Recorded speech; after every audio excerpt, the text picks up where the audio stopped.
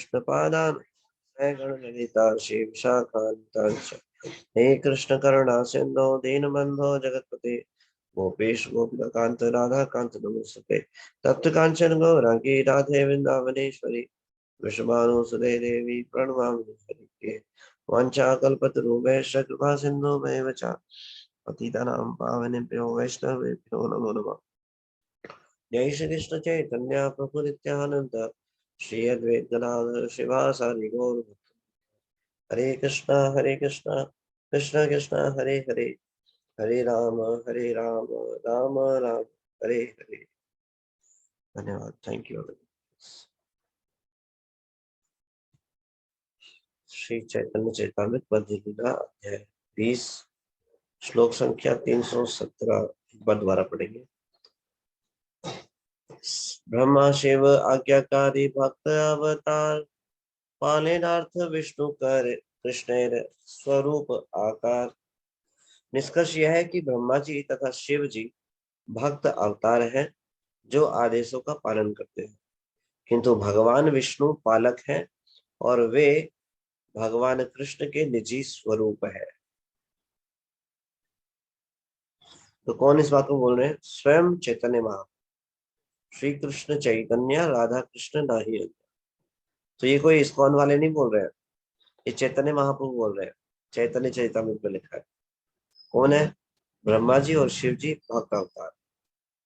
ब्रह्मा जी जीव तत्व है, शिव जी विशेष तत्व है जो कि शिव तत्व की है। दोनों ही भगवान के आदेश पालक है। सृजामि तन्युक्तो अहम हरो हरति तदृशा विश्वम पुरुषं परिपाति त्रिशक्तिधे। ब्रह्मा जी ने कहा पूर्ण पुरुषोत्तम भगवान ने मुझे सृजन करने के लिए नियुक्त किया है। तो ब्रह्मा जी स्वयं इस बात को बोल रहे हैं।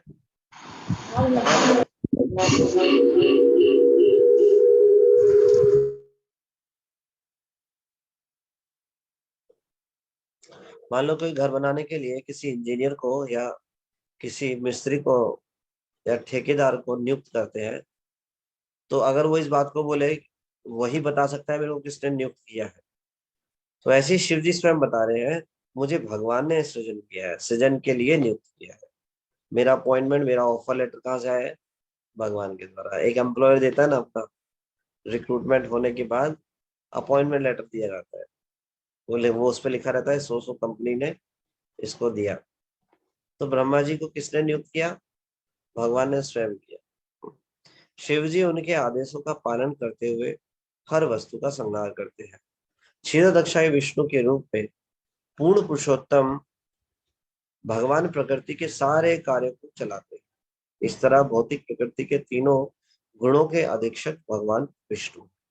तो जब ब्रह्मा ब्रह्मा विष्णु महेश की बात आती है, तो जो विष्णु कौन से हैं? क्षीरोदक्षाई विष्णु, जो कि कृष्ण से अभिन्न है। कृष्ण स्वयं पूर्ण पुरुषोत्तम भगवान श्री कृष्ण विस्तार करते हैं अपना क्षीरोदक्षाई विष्णु के रूप में, जो कि पुरुष अवतार है। मन मनवंतर अवतार एवे सुन सनातन असंख्य गणत तार सुनह कारण। हे सनातन, अब मैं मनवंतर अवतारों के बारे में सुनो। वे असंख्य हैं और उनकी गणना कोई नहीं कर सकता। जरा उनके स्रोत के विषय में सुनो। तो भगवान के जितने भी अवतार हैं वो असंख्य हैं। भगवान जो है वो अनलिमिटेड है। भगवान की कोई लिमिट नहीं है, कोई सीमा नहीं जान सकता। हम भौतिक संसार की वस्तुओं को भी देखते हैं तो हम उन वस्तुओं को की सीमा को नहीं जान पाते। हम समुद्र किनारे खड़े हो जाते हैं तो समुद्र की सीमा हमें दिखाई नहीं देती। आकाश को हम देखते हैं, आकाश की सीमा दिखाई देती है। कोई व्यक्ति क्लेम कर सकता है कि मैंने आकाश की सीमा को देख लिया है। ये भौतिक तत्व है, उन्हीं की गणना हम नहीं कर सकते।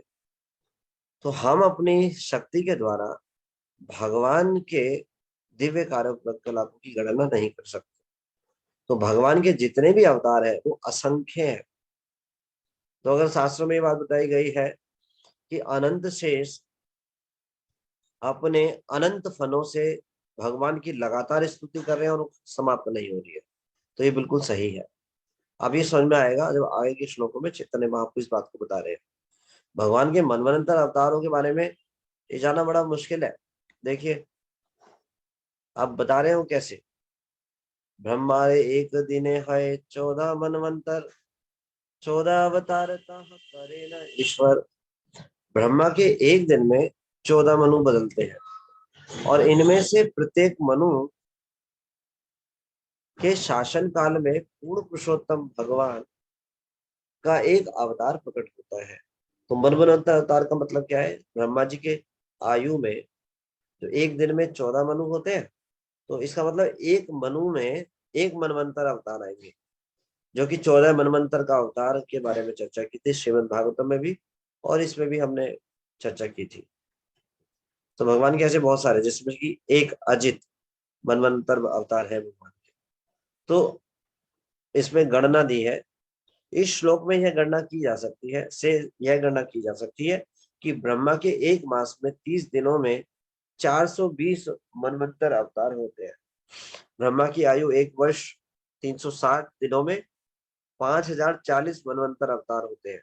इस तरह ब्रह्मा की 100 वर्ष की आयु में 5,04,000 मनवंतर अवतार होते हैं। ये केवल एक ब्रह्मांड की बात हो रही है, अनंत कोटि ब्रह्मांड है। आप सोचिए मनवंतर अवतारों की संख्या देख लीजिए और उनके कार्यकलाप, एक मनवंतर अवतार के बारे में बात हो रही है। तो सोचिए कैसे गणना कर पाएगा कोई भगवान की ग्लोरीज की, भगवान के दिव्य कार्यकलापों की। 14 एक दिने मासे 420 ब्रह्मार वत्सरे 5 सहस्त्र 40।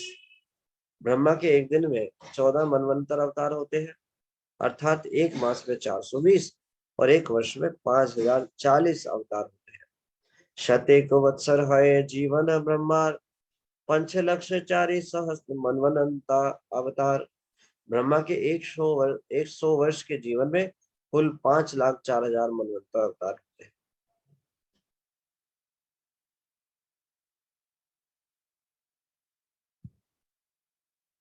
अनंत ब्रह्मांडे एछे करह गणन, महाविष्णु एक श्वासे ब्रह्मार जीवन। यहाँ पर केवल एक ब्रह्मांड के मनवंतर अवतारों की संख्या दी गई है, अतः असंख्य ब्रह्मांडों में कितने मनवंतर अवतार होंगे इसकी केवल कल्पना की जा सकती है। इतने सारे ब्रह्मांड तथा महाविष्णु के एक श्वास काल पर ही विद्यमान रहते हैं।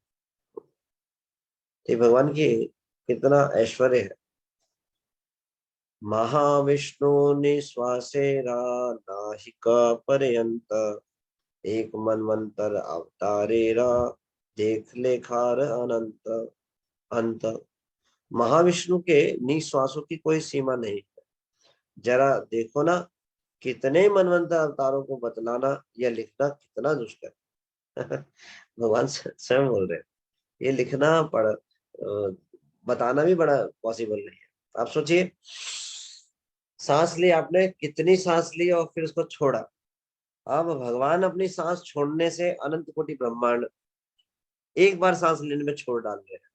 आप सोचिए, अनंत काल से कितने भगवान ने श्वास लिए छोड़े हैं, कितने ब्रह्मांडों की संरचना हुई। तो ये इसको समझ पाना, मतलब लिख पाना और बतलाना असंभव है। स्वयं भुवे यज्ञ स्वरोचिषे विभूनाम, उत्तमे सत्यसेन तामसे हरि अभिधान। स्वयंभू मनवंतर में अवतार का नाम यज्ञ है, स्वरोचिष मनवंतर में उनका नाम विभू है, उत्तम मनवंतर में उनका नाम सत्यसेन है तथा तामस मनवंतर में उनका नाम हरि है।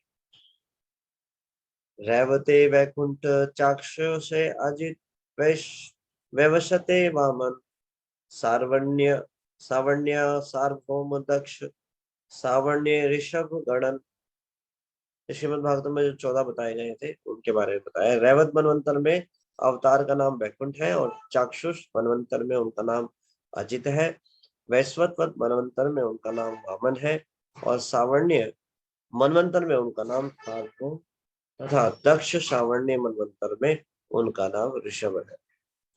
ब्रह्म सावर्ण्य विश्वक्सेन, धर्म सेतु धर्म सावर्ण्य, रुद्र सावर्ण्य सुधामा, योग योग ऐश्वर्य देव सावर्ण्य। ब्रह्म सावर्ण्य मनवंतर में अवतार का नाम विश्वक्सेन है। धर्म सावर्ण्य मनवंतर में धर्म सेतु, रुद्र सावर्ण्य मनवंतर में सुधामा तथा देव सावर्ण्य में उनका नाम योगेश्वर है। इंद्र सावर्ण्य बृहदानु अभिधान, यही 14 मनवंतर 14 अवतार नाम। इंद्र सावर्ण्य मनवंतर में अवतार का नाम बृहदभानु है। इन 14 मनवंतरों में 14 अवतारों के ये ही नाम है। तो 14 जो है मनवंतर अवतारों के बारे में बताया गया है, जो केवल एक एग्जाम्पल देने के लिए, नहीं तो 5,04,000 ये बताना बहुत ही असंभव। तो इसी ब्रह्मांड के मनवंतरों के बारे में बताया है, 14 मनवंतर जिस ब्रह्मांड में हम रह रहे हैं। 4 मुख वाले जो ब्रह्मा है, उस वाले ब्रह्मांड की बात करिए। युग अवतार विष्णु सनातन, सत्य ते तक द्वापर कलि युगे गणन। हे सनातन, अब मुझसे युग अवतारों के बारे में सुनो। सर्वप्रथम युग 4 है, सतयुग, त्रेता, द्वापर तथा कलयुग।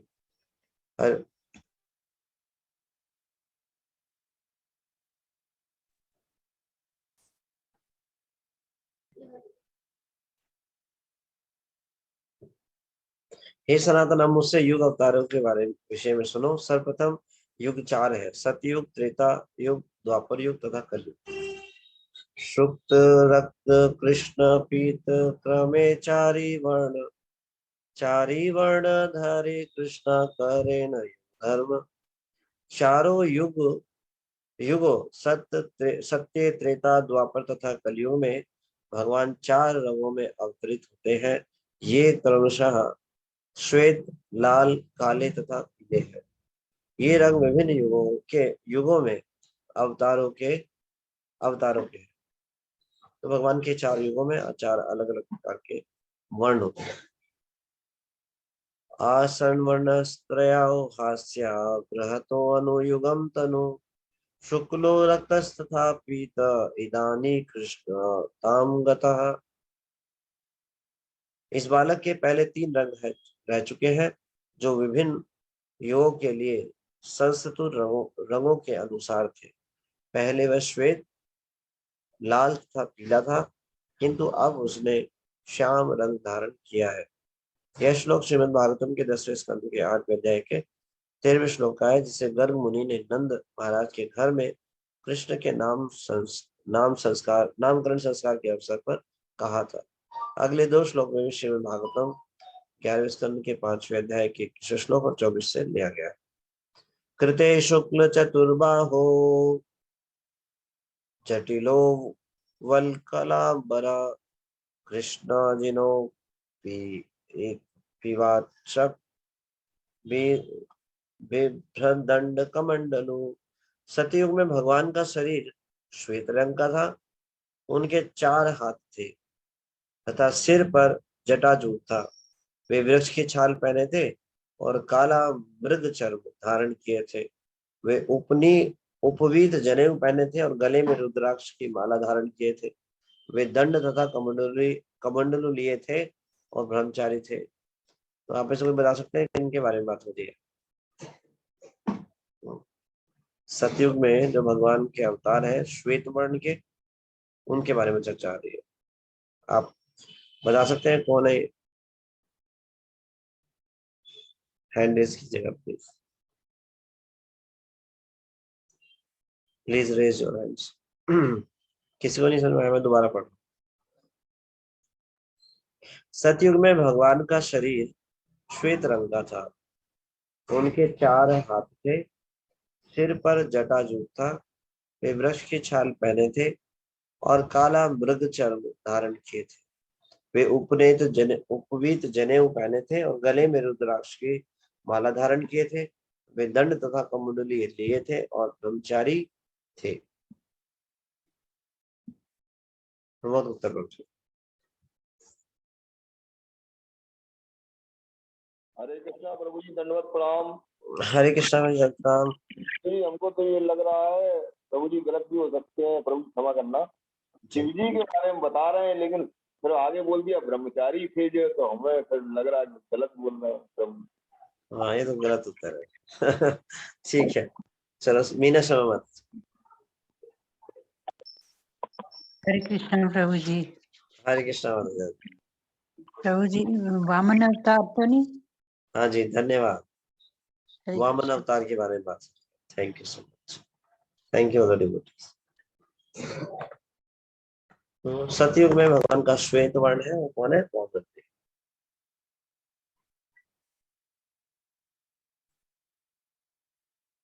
त्रेतायाम रक्तवर्णो सो चतुर्बाहु स्त्री में खला हिरण्यकेश स्त्रयात्मा शयात्मा शूद्रो वाद्यु उपलक्षणा। त्रेता युग में भगवान का शरीर रक्त वर्ण का था और उनकी 4 भुजाएं थी। उनके उदर में 3 विशिष्ट रेखाएं थी और उनके केश सुनहरे थे। उनका स्वरूप वैदिक ज्ञान को प्रकट करने वाला था और वे यज्ञ के चम्मच, श्रुक, स्त्रुवा आदि चिन्हों को धारण किए हुए थे। अब ये किनके बारे में बात होगी? कोई बता सकते हैं?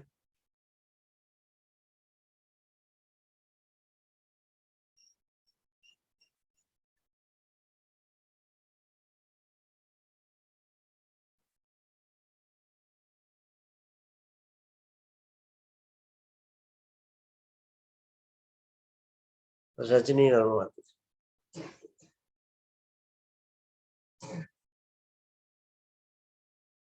अच्छा, अनम्यूटिंग।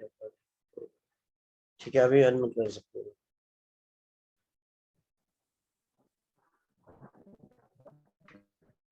हरे कृष्णा प्रभु जी। हरे कृष्णा माधव। यस हरे मैम। कृष्णा हरे प्रभु जी, कृष्णा मेरा माधव। नाम लिया ना? जी जी प्रभु माधव। जी, रामचंद्र जी, श्री रामचंद्र जी, सुन नहीं जी, पाया भगवान माधव। राम प्रभु जी, श्री भगवान रामचंद्र। रामचंद्र। ओके, ठीक है। शक्तिमती माता जी। हरे कृष्ण प्रभु जी, दंडवत प्रणाम। हरे कृष्णा माता जी। प्रभु जी, नरसिंह भगवान। नरसिंह भगवान। ये थोड़ा चलो ठीक है, अभी देखते हैं, आगे पढ़ेंगे, इसमें क्लियर होगा। क्योंकि त्रेता युग में भगवान राम है, उनके 4 भुजाएं नहीं थी, तो इनका तो वर्णन नहीं आ रहा। तो पढ़ते हैं आगे, अभी क्लियर होगा। मैं भी इसमें समझ नहीं पा रहा हूँ ठीक से, तो अभी आपको बताएंगे, पता चलेगा। त्रेता युग में शरीर का भगवान का शरीर रक्त वर्ण का था और उनकी 4 भुजाएं थी। उनके उदर में 3 विशिष्ट रेखाएं थी और केश सुनहरे थे। उनका स्वरूप वैदिक ज्ञान को प्रकट करने वाला था और वे यज्ञ के चम्मच, स्तुप, स्त्रुवा आदि चिन्हों को धारण किए हुए थे। ठीक है, अभी आगे बढ़ेंगे इसको।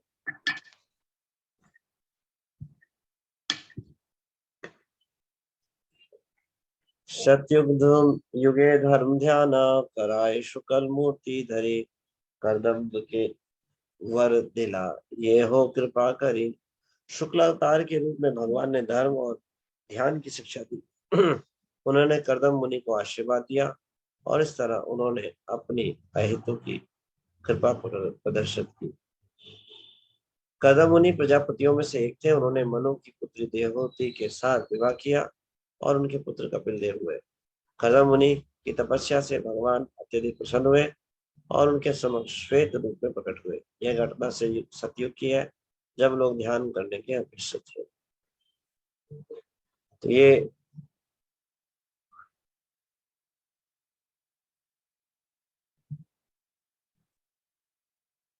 जो सतयुग में एक और अन्य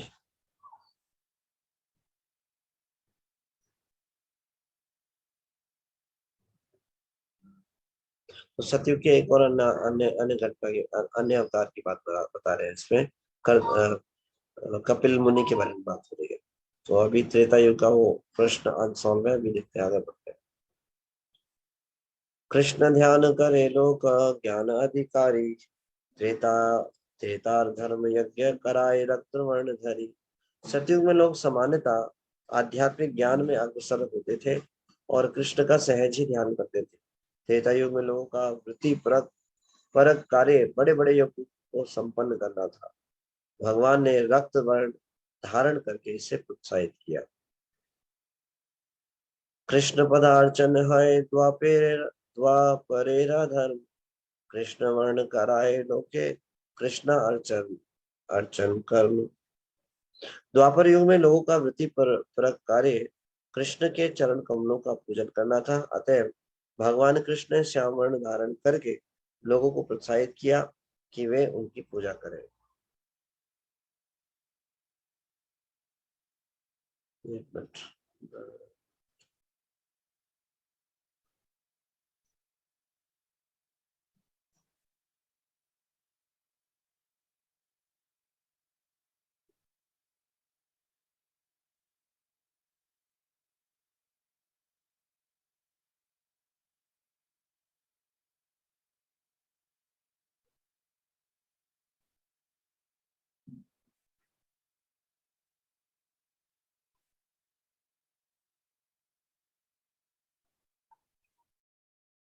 क्षमा कीजिएगा, एक मिनट। कृष्ण कृष्ण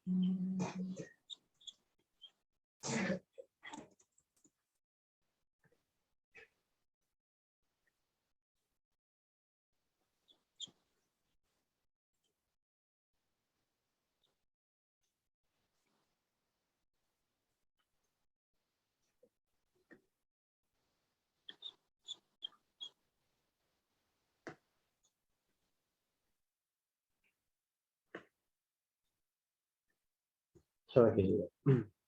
कृष्ण पदार्चन है द्वापरेरा धर्म, कृष्ण वर्ण वर्ण कराए लोके कृष्ण अर्चन कर्म। द्वापर योग में लोगों का प्रवृत्ति पर कार्य कृष्ण के चरण कमलों का पूजन करना था। अतः भगवान कृष्ण ने श्याम वर्ण धारण करके लोगों को प्रोत्साहित किया कि वे उनकी पूजा करें। द्वापर द्वापरे भगवान श्याम पीतवासा निजा युद्ध, श्रीवत्सादि कैश संखेश लक्षणे रूप लक्षित। द्वापर युग में भगवान श्याम वर्ण के साथ प्रकट होते हैं। वे पीताम्बर धारण किए रहते हैं, वे अपने आयुध लिए रहते हैं तथा कौस्तुभ मणि एवं श्रीवत्स चिन्ह से सुशोभित रहते हैं। उनके लक्षणों का वर्णन इस रूप में किया जाता है। नमस्ते वासुदेवाय नमः संकर्षणाय च प्रद्युम्न अनुरुद्धाय तुभ्यं भगवते नमः। मैं उन पूर्ण पुरुषोत्तम भगवान को सादर नमस्कार करता हूँ जिन्होंने वासुदेव संकर्षण प्रद्युम्न तथा अनिरुद्ध रूप में अपना विस्तार किया।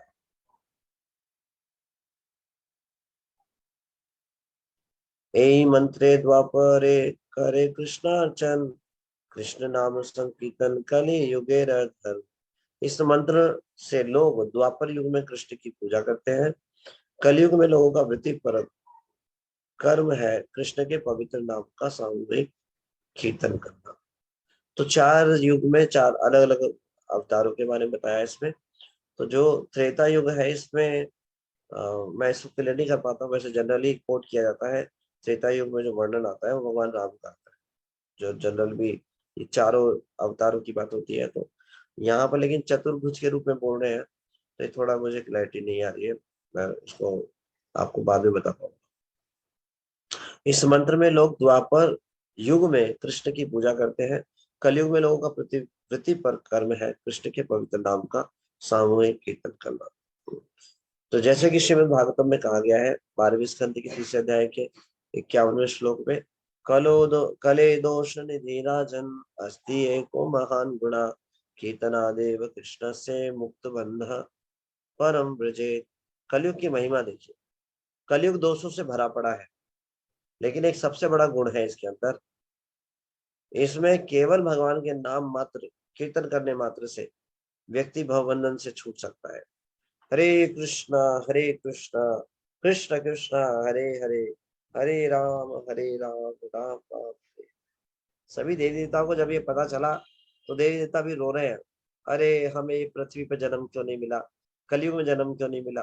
क्यों? बाकी जगह बाकी अन्य प्रयासों में हजारों हजारों वर्ष व्यर्थ चले जाते, इसमें केवल नाम लो और भगवान को प्राप्त कर दो। हरे कृष्णा कृष्ण कृष्ण हरे हरे, हरे राम राम राम हरे। इसलिए देवता भी बोलते हैं, हाय हाय हमारा बड़ा दुर्भाग्य है, हे भगवान कृपा करो, कलयुग में पृथ्वी पे जन्म दे दो। इस आंदोलन का प्रसार करने के लिए भगवान कृष्ण साक्षात चैतन्य महाप्रभु प्रकट हुए और उन्होंने इस आंदोलन को स्थापित किया। पीत वर्ण धारी तबे कैला प्रवर्तन, प्रेम भक्ति धीरा लोके लया भक्त गण। अपने निजी भक्तों के साथ पीत सुनहला वर्ण धारण करके भगवान कृष्ण कलयुग में हरिनाम संकीर्तन अर्थात हरे कृष्ण मंत्र के कीर्तन का प्रचार करते हैं। इस तरह वे सामान्य जनता को कृष्ण प्रेम लाकर देते हैं। तो चैतन्य महाप्रभु ने क्या किया? पकड़ पकड़ कर कृष्ण प्रेम प्रदान किया। धर्म प्रवर्तन करे ब्रजेंद्र नंदन, प्रेमे गाए नाचे लोक करे संकीर्तन। नंद महाराज के पुत्र भगवान कृष्ण ने कलयुग के वृत्ति प्रकारे धर्म का स्वयं परिवर्तन किया। वे कीर्तन करते हैं, भावावेश में नाचते हैं और इस तरह समस्त जगत सामूहिक संकीर्तन करता है। संकीर्तन की महिमा है, जो कोई इसमें सम्मिलित होता है वो उसको कोई सुध नहीं रहती। कल बोट फेस्टिवल था, देख रहे थे, भक्त लोग वहां नाच रहे थे, उनको अपनी सुध ही नहीं थी, पसीने से बेहाल, और कोई देखे हंसे मजाक करे कोई परवाह नहीं, नाच रहे हैं भगवान के सामने बिल्कुल आनंद में। कोई बाहर का व्यक्ति अचानक ही कोई पहली बार देखे, कोई सोचेगा ये पागल तो नहीं हो गया, वास्तव में पागल हो जाते हैं भगवान के प्रेम में। तो ये दिव्य आनंद है जो हरिनाम संकीर्तन के द्वारा तुरंत अनुभव किया जा सकता है। इतना इजी तरीके से चैतन्य महाप्रभु ने प्रदान कर दिया। कोई भी व्यक्ति जब नाचता है गाता है, उसको कुछ ना कुछ कारण चाहिए, उसको कुछ ना कुछ खुशी चाहिए, तभी वो नाच सकता है। मान लो कोई काम बन गया, तो ऐसा जनरली लोग समाज में करते हैं, चलो जी पार्टी होगी, पार्टी करेंगे तो उनको डीजे चाहिए, या फिर कुछ लोग तो पेट्रोल भी चाहिए, पेट्रोल डालेंगे अपने अंदर तो वो डांस कर पाएंगे। लेकिन भक्त लोग का बस मुंह से बोलना है, हरे कृष्णा कृष्ण कृष्ण हरे हरे, हरे राम राम राम हरे, सुनते ही चालू हो जाता। और ये हरिनाम में इतनी शक्ति है कि जो कोई सुनता है वो उन्माद में नाचने लगता है। चैतन्य महाप्रभु इतने नित्यानंद दोनों इतने महावदनाए हैं, इतने करुणावान है, जिनको सुन करके पत्थर भी पिघल गए। तो कृष्ण प्रेम ऐसा है जो सुन करके कोई भी पिघल जाता है और भूल जाता है, और जो है भगवान के प्रेम में नाचने लगता है। मैंने देखा है ऐसे ऐसे लोग जो अहंकार में ऐसे रहते थे, ऐसे ऐसे गर्दन में सीधी, और ऐसे जो भगवान की भक्ति में आ गए वो इतने मृदु स्वभाव के बन गए, कहीं भी नाच लेते हैं। नहीं तो लोग शर्माते हैं। भगवान के नाम, भगवान के आगे नाचना, ये हमारे जीवन की सार्थकता है। तो भगवान के सामने नाचना चाहिए, जैसे ही मौका मिले भगवान के सामने नाचना चाहिए। नाचने का नियम ये है, कभी भी इस प्रकार से नहीं नाचना चाहिए, टेम्पल हॉल में हो या बाहर भी हो। अकेले हम प्रदर्शन करने का कोशिश कर रहे हैं कि मेरे को कितना अच्छा डांस आता है। नाचे भक्तों के संग में, जब नाचने की इच्छा हो रही है भगवान के सामने तो भक्तों से रिक्वेस्ट करें और उनको साथ में खड़ा कर ले, उनके साथ नाचे। और जैसे भी जो हमारे शिल प्रभुपाद जी ने स्टेप सिखाए हैं तो हमें उसी प्रकार से करना चाहिए। अपने अपने नए नए स्टेप्स नहीं बनाने चाहिए नाचते समय। कई बार लोग अलग अलग तरह के डांस करते हैं, अलग अलग स्टेप्स निकालेंगे, इस तरीके से नहीं। जो वैष्णव डांस करने का तरीका है उसी प्रकार से करना चाहिए, वो उसी सभ्यता से करना चाहिए। माताओं को भी प्रभु जी जो है, आपने देखा होगा उछल के डांस बहुत अच्छे से, मतलब जो भी है वो स्टेप्स के अंदर जैसे करते हैं वैसे कर सकते हैं। माताओं को भी जो डांस करते हैं माताएं, तो उन्हें भी पूरी सभ्यता के साथ करना चाहिए। जैसे हमारे वैष्णव में माताओं के लिए जो स्टेप्स हैं उस प्रकार से करना चाहिए। ऐसे नहीं जो प्रभु जी की नकल करने लग जाए। प्रभु जी के शरीर की संरचना अलग तरह की है, माताओं की अलग है। तो प्रभु जी कुछ जो स्टेप्स करते हैं वो जरूरी नहीं माता भी वैसे ही करें। तो ये सब देखते हुए जिस प्रकार से माता प्रभु जी के जो स्टेप्स हैं उस प्रकार से नाचना चाहिए। तो ये कल्चर श्रील प्रभुपाद जी ने दिया। तो इस प्रकार से आप देखेंगे इस्कॉन में जब प्रभु जी माता जी नाचते हैं तो कितने अच्छे से, कितना सुंदर लगता है वातावरण, और बड़ा अच्छा लगता है। भगवान के सामने नाचना चाहिए। तो जब मन प्रसन्न होता है तो क्या होता है, स्वतः ही नाचने का मन करता है। माने रे आनंदे भाई बोल हरि बोल, बोल हरि बोल, बोल हरि बोल, बोल हरि बोल। तो जब आनंद होता है तो स्वतः ही नाच, भगवान का नाम सुनकर तुरंत आनंद होता है। तो नाचना चाहिए। नाचना बहुत ही इम्पोर्टेंट है। ये एक डिवोशनल सर्विस है, लेकिन हमें वैसे ही नाचना चाहिए सीमा के अनुसार। कभी भी प्रभु जी माता जी मिक्स होकर नहीं नाचते। इस्कॉन में ये सभ्यता है, कभी भी प्रभु जी माता जी जो है मिक्स नहीं होते। तो अपना अपना प्रभु जी में, माता माता जी में जो है डांस करें, और जो स्टेप्स जिस प्रकार से बताए गए, माताओं को ऐसे ध्यान रखना चाहिए। ऐसे बहुत ज्यादा ऊपर ऐसे हाथ करके डांस करना, इस प्रकार से नहीं करना चाहिए। अगर हाथ भी ऊपर करने हैं तो इतना करें, इस प्रकार से करते हुए करना चाहिए। ऐसे नहीं ऊपर पूरा करके नाच रहे हैं। इस प्रकार से माताओं को ध्यान रखना चाहिए। हरि बोल बोलते हैं तो इतने हैंड रेस करके बोलना चाहिए, यानी पूरे हैंड ऊपर करके उस प्रकार से जो है नाचते हैं। ऐसा इस टाइप से, मतलब जब इस्कॉन मंदिर में जाएंगे तो इस चीज को सीख सकते हैं। तो मायापुर में आप देखते होंगे जब सुबह दर्शन होते हैं या फिर कई फेस्टिवल्स में होते हैं तो वहाँ किस तरीके से डांस करते हैं, तो उनको देखकर भी सीख सकते हैं। बहुत सारे बहुत ही सुंदर तरीके से डांस होता है। और उसी जो है दायरे में जैसे वैष्णव जो है, जो वैष्णव स्टेप्स हैं उन्हीं के अनुसार करना चाहिए। तो भावावेश में नाचते और इस तरह समस्त जगत सामूहिक कीर्तन संकीर्तन करता। तो संकीर्तन जो है डायरेक्ट कृष्ण प्रेम प्रदान करने वाला है।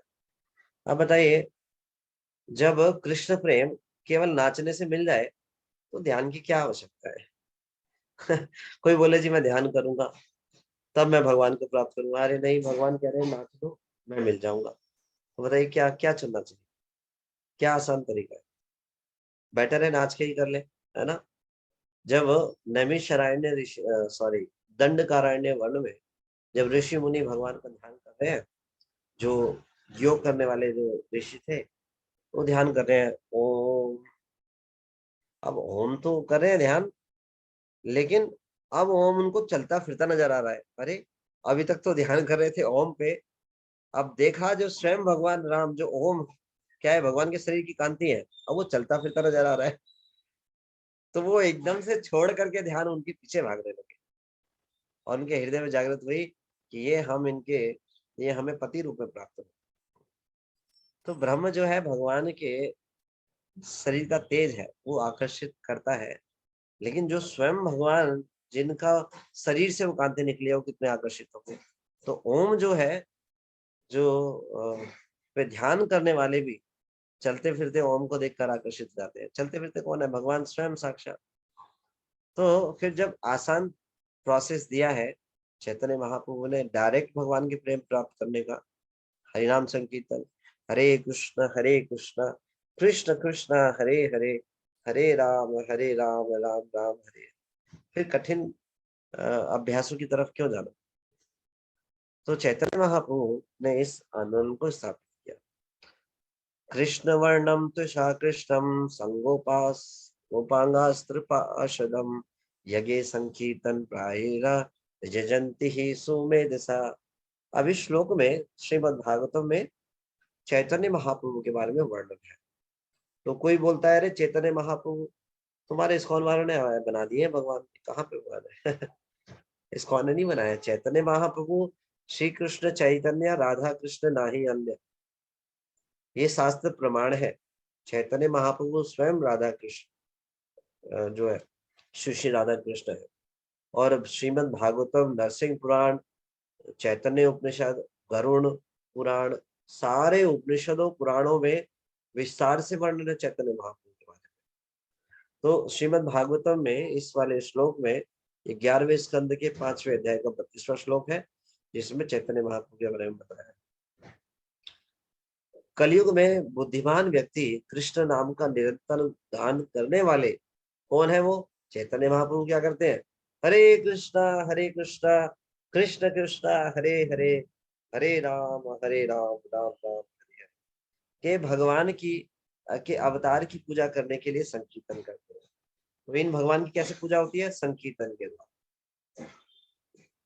गौर नेताई कुछ नहीं मांगते किसी से, वो क्या मांगते हैं? बस कीर्तन मांगते हैं। उनके सामने जाकर कीर्तन करो, प्रसन्न हो जाते हैं। ये बहुत ही महावदान्याय अवतार है। जीव कितना ही निकृष्ट क्यों ना हो, कितना ही बद अवस्था में क्यों ना हो, ये खींच लेते हैं उस दुर्दशा से जीवात्मा। बस इनके सामने क्या करना होता है? कृष्ण कीर्तन करना है, बस हरे कृष्ण महामंत्र कीर्तन करना है। यद्यपि उनका वर्ण श्याम नहीं है, किंतु वे साक्षात कृष्ण है। तो श्याम वर्ण नहीं है, कौन सा वर्ण है? गोल्डन कंप्लेक्शन, है ना। उनके साथ उनके पार्षद, सेवक, अस्त्र तथा विश्व संगी रहते हैं। उनके पार्षद कौन है? चैतन्य महाप्रभु के पार्षदों के बारे में बताएंगे आप? पंच तत्व के बारे में कुछ बता सकते हैं विस्तार से? कौन कौन है, कौन से तत्व है वो, आप में से कुछ बताएंगे? एक बार रिवीजन हो जाएगा भक्तों का भी। Please raise your hands. पंच तत्व के अधीश्वरी लक्ष्मी। हरे कृष्णा प्रभु जी, धन्यवाद हरे प्रणाम। कृष्णा माता जी। यस प्रभु जी, नित्यानंद प्रभु जी, जो कि बलराम जी के ही विस्तार हैं, जी। गदाधर पंडित जो कि राधा रानी के विस्तार हैं, और अद्वैत आचार्य जो सदाशिव जी के जी। विस्तार हैं, और श्रीवास पंडित जो कि नारद जी के विस्तार हैं। हरे थैंक यू माता जी, थैंक यू सो मच। है तो जो अद्वैत आचार्य है वो सदाशिव और महाविष्णु दोनों के मिक्स होता है। और बलराम जी जो नित्यानंद प्रभु है वो स्वयं बलराम, और जो श्री चैतन्य महाप्रभु और श्री श्री राधा कृष्ण दोनों ही है, दोनों ही अभिन्न है। और जो गदाधर है वो राधा रानी, और जो श्रीवास वो है नारद मुनि। थैंक यू माता जी, थैंक यू सो मच। तो अपने पार्षदों के और सेवक, भगवान के बहुत सारे और अन्य पार्षद। अस्त्र क्या है? अस्त्र है मृदंगा और कर्ता। हाँ, सुदर्शन लेकर, हाँ, सुदर्शन एक बार छोड़ा तो नित्यानंद प्रभु बोलने लगे, हे प्रभु आपका अस्त्र ये नहीं है इस बार, आप तो पतितों की सारी हृदय की पतित भावनाओं को मिटाने आए हैं, जो अनर्थों को खत्म करने आए हैं। उन्हें मारने नहीं आए, मारेंगे तो किससे उसको मारेंगे, या तो सभी अधम। तो इसलिए क्या लेके आए हैं? मृदंग और कर्ता। हरे कृष्ण कृष्ण कृष्ण हरे हरे, हरे राम राम राम हरे हरे। जब भगवान आते हैं इस संसार में, तो भगवान के पार्षद पीछे पीछे भागने लगते हैं। अकेले कैसे चले जाओगे? हम भी तो जाएंगे साथ में। भगवान बेचारे दयालु, किसी को मना नहीं करते, चलो ठीक है, तो सारे आ जाते हैं साथ में पार्षद।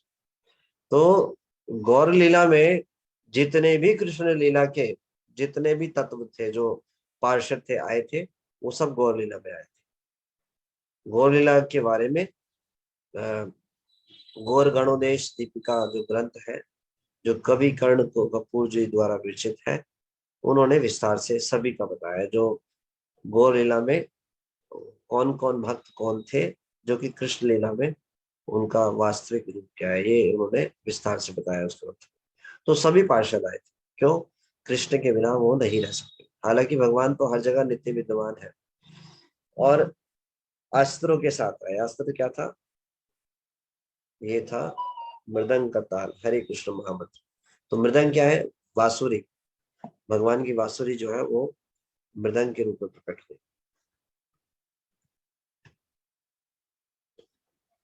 आरती न युगे ध्यानादिते यही फल है, कलि युगे कृष्ण नामे से ही फल पाय।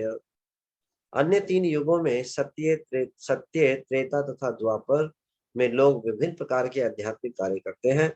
इस प्रकार से उन्हें जो फल मिलता है उसे कलयुग में वे केवल हरे कृष्ण महामंत्र का कीर्तन करके प्राप्त कर लेते हैं।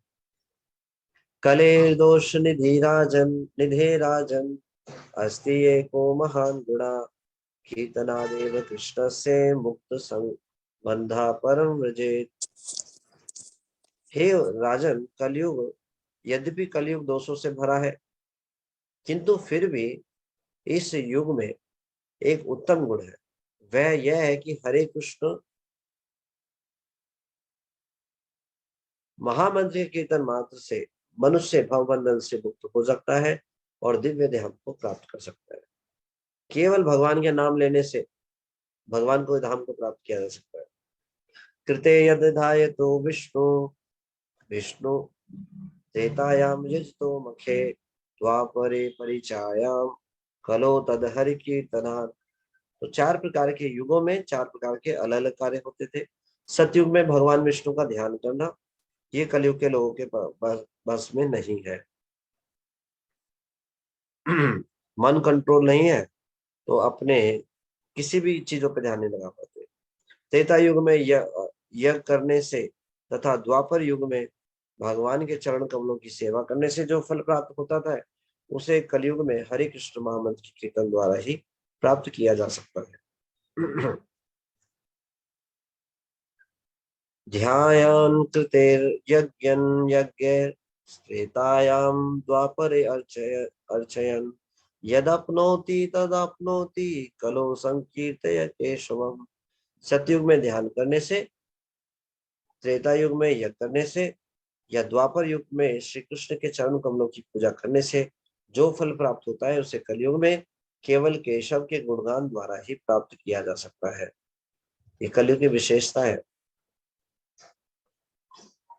कलिम सभ्या जयंती आर्या गुणज्ञा सारभागिना यत्र संकीर्तनेन सर्व स्वार्थाभिलभ्यते। जो लोग उन्नत और अत्यंत योग्य हैं तथा जीवन के सार में रुचि रखते हैं वे कलयुग के सद्गुणों को जानते हैं। ये बहुत इंपॉर्टेंट है। ऐसा बताते हैं भावग्राही जनार्दन, भगवान जो कृष्ण है वो सारी चीजों को छोड़ करके भाव को ग्रहण कर लेते हैं। और वैष्णव कहते होते हैं सारग्राही। भगवान के जो शुद्ध भक्त हैं वो सार को पकड़ते हैं, लकीर के फकीर नहीं होते। अज्ञानता के कारण लकीर के फकीर हो जाते हैं, इसलिए सार को पकड़ना चाहिए। शास्त्रों को पढ़ा और सार को नहीं पकड़ पाए कोई लाभ नहीं है। तो सार क्या है? कलयुग का सार यही है, हरि नाम संकीर्तन। हरे कृष्ण कृष्ण कृष्ण हरे हरे, हरे राम राम राम हरे। और जो सार है वो भगवान के शुद्ध भक्तों के द्वारा ही जाना जा सकता है।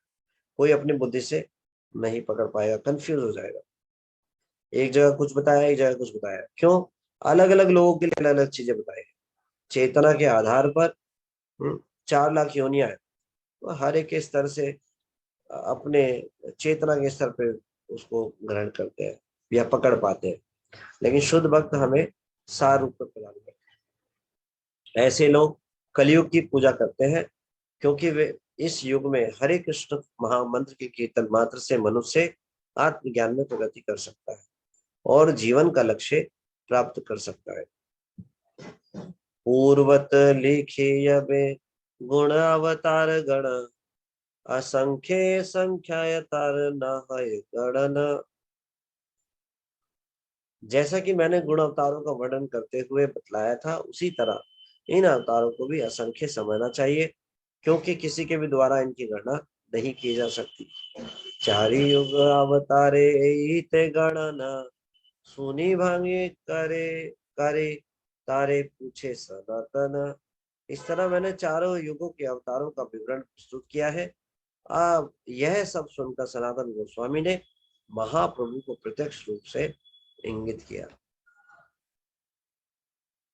राजमंत्री सनातन बुद्धेय बृहस्पति प्रभु कृपाते पूछे असंकोच मति। सनातन गोस्वामी नवाब हुसैन शाह के अधीन एक मंत्री थे और वे निसंदेह स्वर्ग के प्रमुख पुरोहित बृहस्पति जैसे ही बुद्धिमान थे। भगवान की असीम कृपा के फलस्वरूप सनातन गोस्वामी ने बिना किसी संकोच के महाप्रभु से पूछा।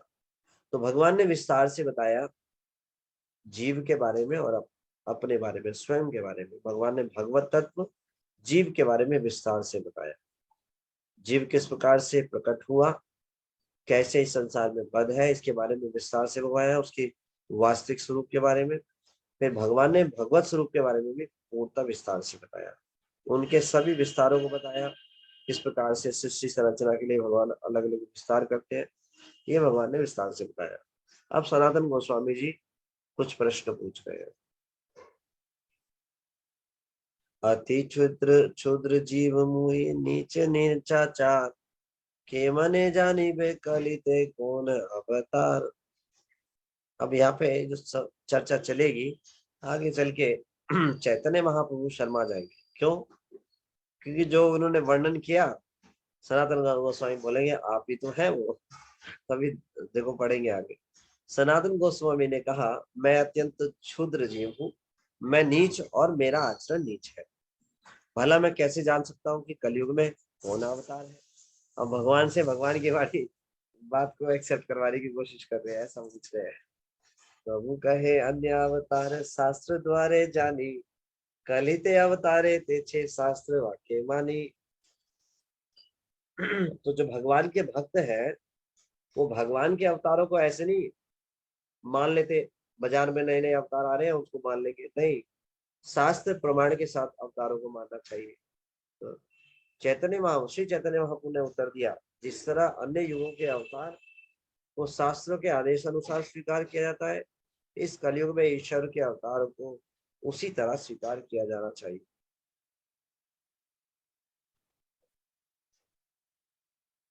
सर्वज्ञ मुनिर्वाक्य शास्त्र परमाण, आमा सभा जीवे रहे शास्त्र द्वारा ज्ञान। सर्वज्ञ महामुनि व्यासदेव द्वारा रचित वैदिक ग्रंथ सारे आध्यात्मिक अस्तित्व के प्रमाण है। इन्हीं प्रामाणिक शास्त्रों के द्वारा सारे बद्ध जीव ज्ञान प्राप्त कर सकते हैं। तो भगवान ने शास्त्रों का प्रमाण दिया है जिससे कि ठगों के चक्कर में ना पड़े।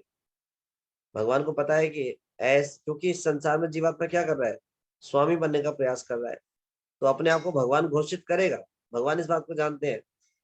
तो जो भगवान को वास्तव में जानना चाहते हैं ऐसे लोग ऐसे ठगों के चक्कर में ना पड़े, इसलिए भगवान इस बात को बता रहे हैं, शास्त्र देते हैं और साथ में समझा भी रहे कि शास्त्रों के प्रमाण से स्वीकार करना चाहिए।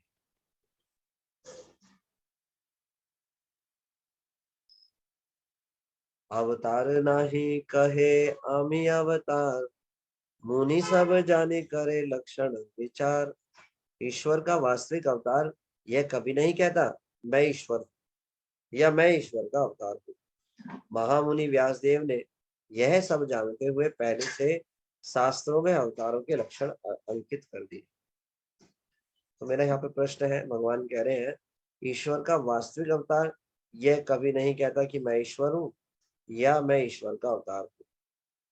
तो भगवान क्या क्लेम नहीं करते ऐसा? चैतन्य महाप्रभु नहीं कहते या भगवान कृष्ण आए उन्होंने भी तो कहा, इसको कैसे समझ सकते हैं?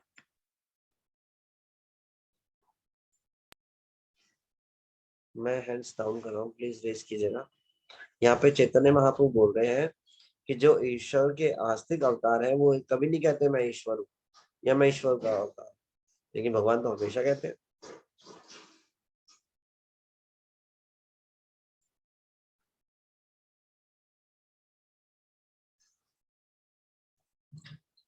अनिल प्रभु जी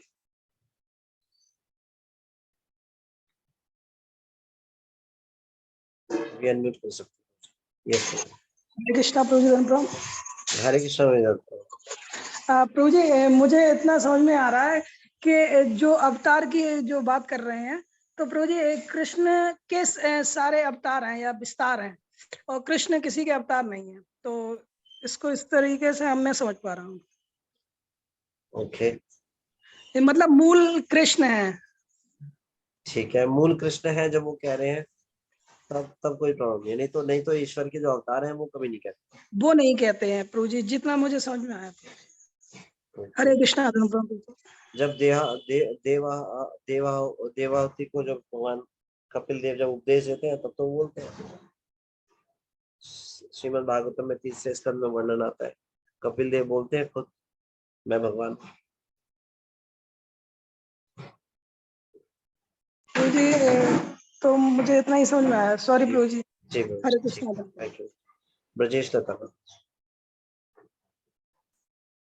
हरे कृष्णा प्रभु जी। कृष्ण ही तो बोलते हैं, प्रश्न यही तो था, कृष्ण बोलते हैं मैं खुद भगवान हूँ। तो प्रभु जी वो यही मुझे प्रश्न तो है, ऐसा क्योंकि लगता है। यहाँ पर चैतन्य महाप्रभु बोल रहे हैं जो ईश्वर के अवतार हैं वो कभी खुद नहीं बोलते कि मैं जो वास्तविक में ईश्वर है कभी नहीं बोलते मैं ईश्वर का अवतार। ये प्रश्न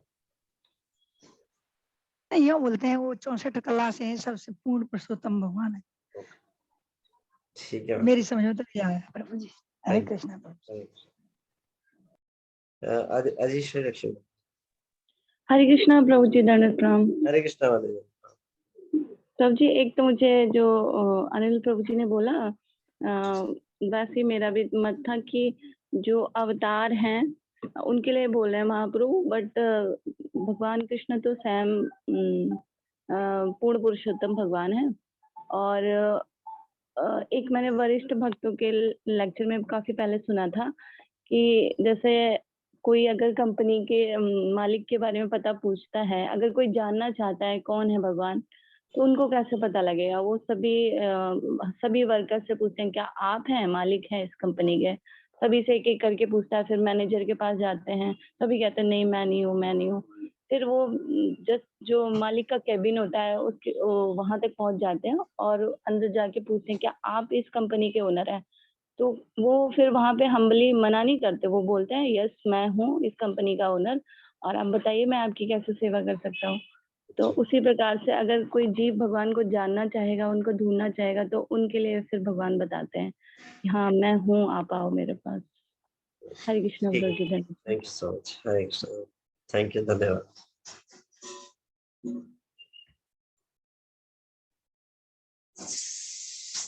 मतलब यही है कि भगवान कभी भी ये क्लेम नहीं करते। हर एक इंडिविजुअल जीवात्मा के पास सामने जाए और उसको बोले मैं भगवान, नहीं, ऐसा नहीं। भगवान ही कभी भी किसी के साथ ऐसे जाके क्लेम नहीं करते। भगवान अपने भक्तों के सामने अपने आप को प्रकट करते हैं, उनके सामने भगवान ये बताते हैं और उनके माध्यम से शास्त्रों को प्रकट करते हैं।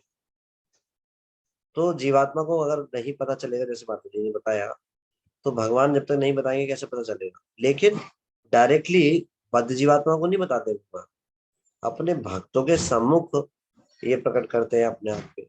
जैसे अर्जुन को भगवान ने विश्व रूप दिखाया, विराट रूप दिखाया, लेकिन दुर्योधन जब भरी सभा में दुर्योधन के सामने दिखाया तो उसको समझ नहीं आ रहा।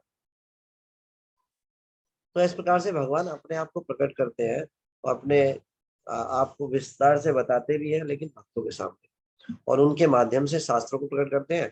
तो और जीवात्मा को भी मौका है, वो समझ सकते हैं, भगवान को जान सकते हैं। लेकिन ऐसा कभी नहीं करते कि हर जीवात्मा के पास जाए, इंडिविजुअली क्लेम करें देखो मैं हूँ भगवान, मैं हूँ भगवान। ऐसा नहीं, भगवान शास्त्रों के माध्यम से बताते हैं और अपने भक्तों के सामने अपने आप को प्रकट करते हैं। ऐसे ही चैतन्य महाप्रभु ने किया, ऐसे ही कृष्ण करते हैं, और भगवान के सारे अवतार अपने भक्तों के सामने अपने आप को प्रकट करते हैं और बताते हैं I am the controller of everything.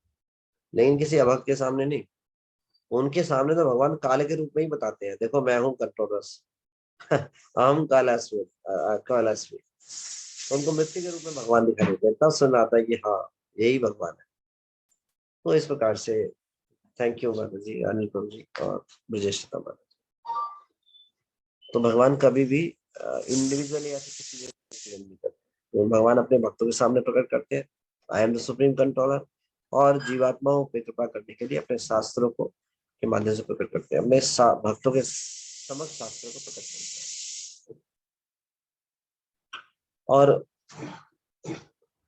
हाँ, पहले से शास्त्रों में अवतरित लक्षणों के अंकित कर दिए जाते हैं। तो भगवान के एक विशेष लक्षण होते हैं अवतार के, उसके द्वारा पहचाना जाता है।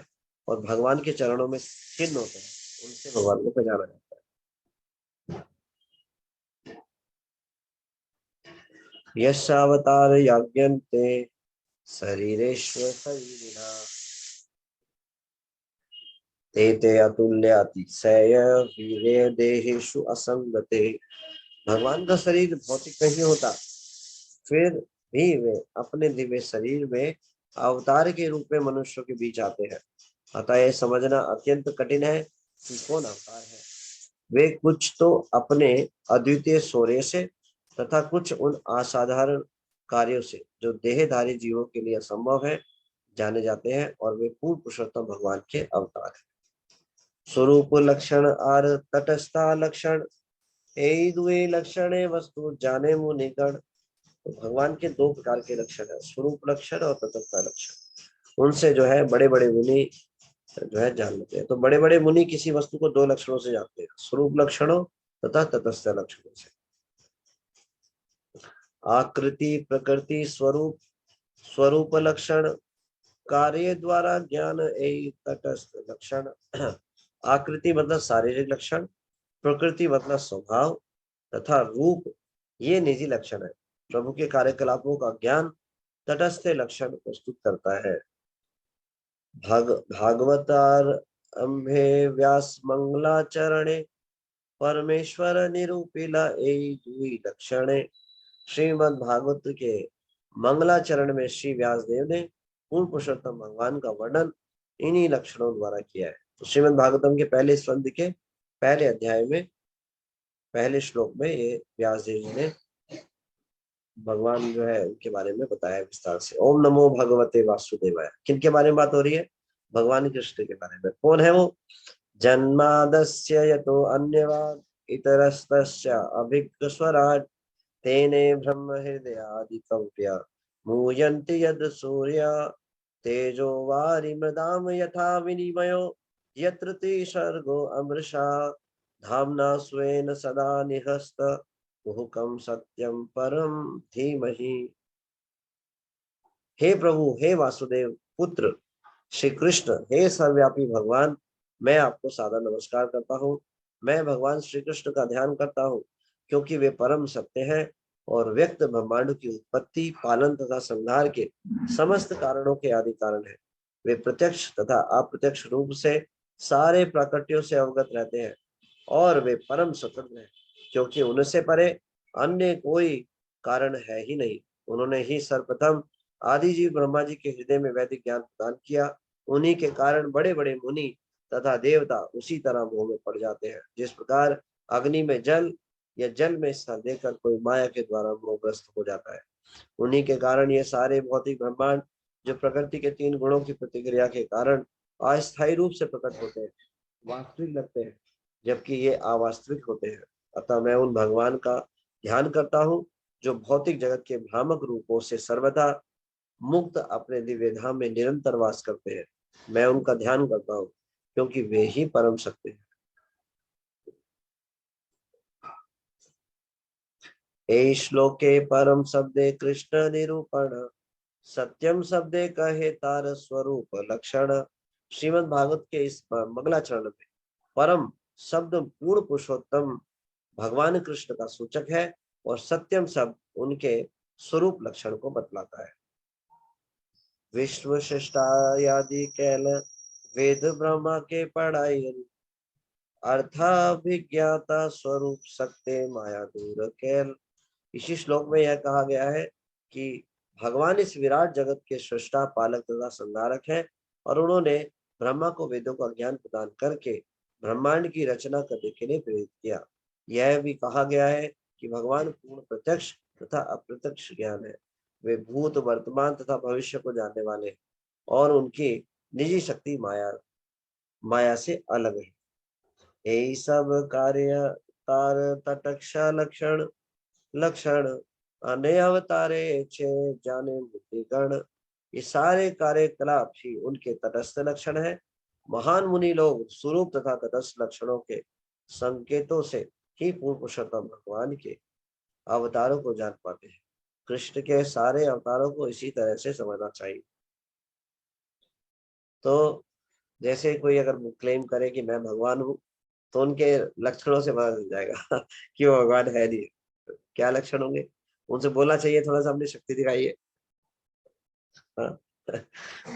तो आजकल के जो भगवान है, जो अपने मलमूत्र को भी नहीं रोक सकते, वो अपने आप को भगवान बोलते हैं। कितनी विडम्बना है। अपने आप को बूढ़ा होने से नहीं रोक सकते, चश्मा लगा होता है। भगवान को कोई थोड़ी ना चश्मा लगा होता है। ऐसे ऐसे वो मिल जाएंगे, बोलेंगे हम भगवान है, और क्या लगा हुआ है? चश्मा लगा हुआ। भगवान है तो अपनी आंखें आंखें नित्य शाश्वत होनी चाहिए। तो इस प्रकार की चीजें दिखाई देती। अवतार काले है जगत गोचर, यही दुई लक्षण के जाने ईश्वर। भगवान के अवतार प्रकट होने के समय जगत भर में विख्यात हो जाते हैं, क्योंकि लोग अवतार के मुख्य लक्षण, जिन्हें स्वरूप तथा तटस्थ कहा जाता है, जानने के लिए शास्त्रों को देखते हैं। इस तरह ये अवतार मुनियों द्वारा जाने जाते हैं। अब भगवान के कल ही अवतार आएंगे, कल के अवतार बहुत समय बाद आएंगे। वो तो 4,32,000 वर्ष के का कलयुग है, उसके एंड के पीरियड में आएंगे, लेकिन अभी से फेमस है। इतने फेमस हैं, कुछ लोगों ने अपने अपने स्थान को वो स्थान बोल दिया। क्या बोलते हैं, कौन सा, क्या है, कहाँ पे आएंगे कल के अवतार? कोई बता सकते हैं? मुझे याद नहीं आ रहा नाम। संबल, संबल में आएंगे। तो कितने सारे संबल हो गए हैं भारत में, ये नहीं पता। बोलते हैं ये असली संबल है जहाँ पे कलयुगी आएंगे, कलयुग अवतार आएंगे। क्यों? जब वो वहां पे आएंगे तो मतलब ऐसे स्थान को बना देंगे, तो लोग आएंगे तो चढ़ावा मिलेगा। तो भगवान के जो है वो शास्त्रों में पहले से ही बताया गया के बारे में। सनातन कहे याते ईश्वर लक्षण, पीतवर्ण कार्य प्रेम दान संकीर्तन। सनातन गोस्वामी ने कहा, जिस पुरुष में भगवान के लक्षण पाए जाते हैं, उसका रंग पीला है। उसके कार्यकलापों में भगवत प्रेम वितरण तथा भगवान नाम का कीर्तन सम्मिलित है। अब इस श्लोक में चैतन्य महाप्रभु के बारे में डायरेक्टली बोल रहे हैं। बड़ी हिम्मत दिखा रहे हैं सनातन गोस्वामी भगवान के सामने। अब यही बता रहे कि अब देख लो, जो इस युग में जो भगवान है, जो आए हैं, वो कैसे है। सनातन गोस्वामी ने कहा, सनातन कहे याते ईश्वर लक्षण, पीतवर्ण कार्य प्रेम दान संकीर्तन। सनातन गोस्वामी ने कहा, जिस पुरुष में भगवान के लक्षण पाए जाते हैं, उसका रंग पीला है। अब चैतन्य बाबू सुन रहे हैं और वो बड़े खुल के बोल रहे हैं, बड़े हिम्मत दिखा रहे हैं। क्यों क्यों दिखा रहे हैं? चैतन्य महाप्रभु से ही उनकी बात निकलवाली, चैतन्य महाप्रभु से उनके मुख से ही बात निकलवाली, और शास्त्रों के प्रमाण के साथ। अब वो थोड़ा सा हिम्मत बांध के, थोड़ा सा पूरे शक्ति के साथ बोल रहे हैं। क्यों? मना नहीं कर सकते। जो बोला है वो शास्त्र प्रमाण के साथ चैतन्य महाप्रभु के मुंह से निकलवा लिया। अब बता रहे हैं कि जिस पुरुष में भगवान के लक्षण पाए जाते हैं, उसका रंग पीला है। कौन है वो? चैतन्य महाप्रभु। उसके कार्यकलापों में भगवत प्रेम वितरण तथा भगवान नाम का संकीर्तन सम्मिलित है। तो यह बोल दिया। भगवान सुन रहे हैं। कली काले से ही कृष्ण अवतार निश्चय, सुदृढ़ करिया कह हाउ याऊ का संशय। इस युग में कृष्ण के अवतार का संकेत इन्हीं लक्षणों से मिलता है। कृपया इसकी पुष्टि अवश्य करें, जिससे मेरे सारे संदेह दूर हो सके। तो डायरेक्टली बोल रहे चैतन्य महाप्रभु से, अब भगवान से बोल रहे हैं कि अब इसकी पुष्टि भी करिए। प्रभु करे चतुराली छाड़ सनातन, सत्यावेश अवतारे सुध विवरण। तो चैतन्य महाप्रभु उनकी चतुराई को समझ गए। बोलते हैं, श्री चैतन्य महाप्रभु ने उत्तर दिया, हे सनातन, तुम अपनी चतुराई छोड़ो, अब तुम सत्यावेश अवतार का विवरण समझने का प्रयत्न तुम करो। भगवान ने मनवंतर, युग अवतार ये सब बता दिए, सत्यावेश अवतार रह गया था। तो कह रहे हैं अपनी चतुराई छोड़ो और सत्यावेश अवतार के बारे में सुनो। तो भगवान ने इसको स्किप कर दिया, शर्मा गए भगवान। क्यों? डायरेक्ट सनातन गोस्वामी बता दिया, भगवान आप ही तो हो, आप ही तो हो। सत्यावेश अवतार कृष्णेर असंख्य गणन, दिग्दर्शन करी मुख्य मुख्य जन। तो भगवान ने इस बात को स्किप कर दिया। ये हमारे जो चैतन्य महाप्रभु है, चैतन्य महाप्रभु ने हाईएस्ट प्रिंसिपल दिए डिवोशनल सर्विस में। भक्ति में जो हाईएस्ट प्रिंसिपल्स है वो उन्होंने सिखाए। अपनी आचार्य जी प्रभु जीवे रे सिखाए।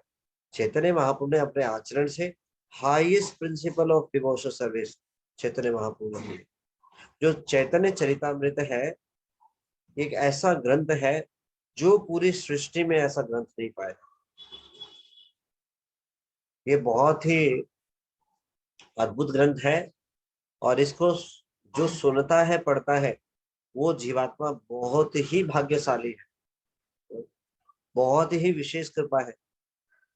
अब हम अगर ऐसा सोचने लगे कि हम बड़े भाग्यशाली हैं तो हमें ऐसा नहीं सोचना चाहिए अपने बारे में।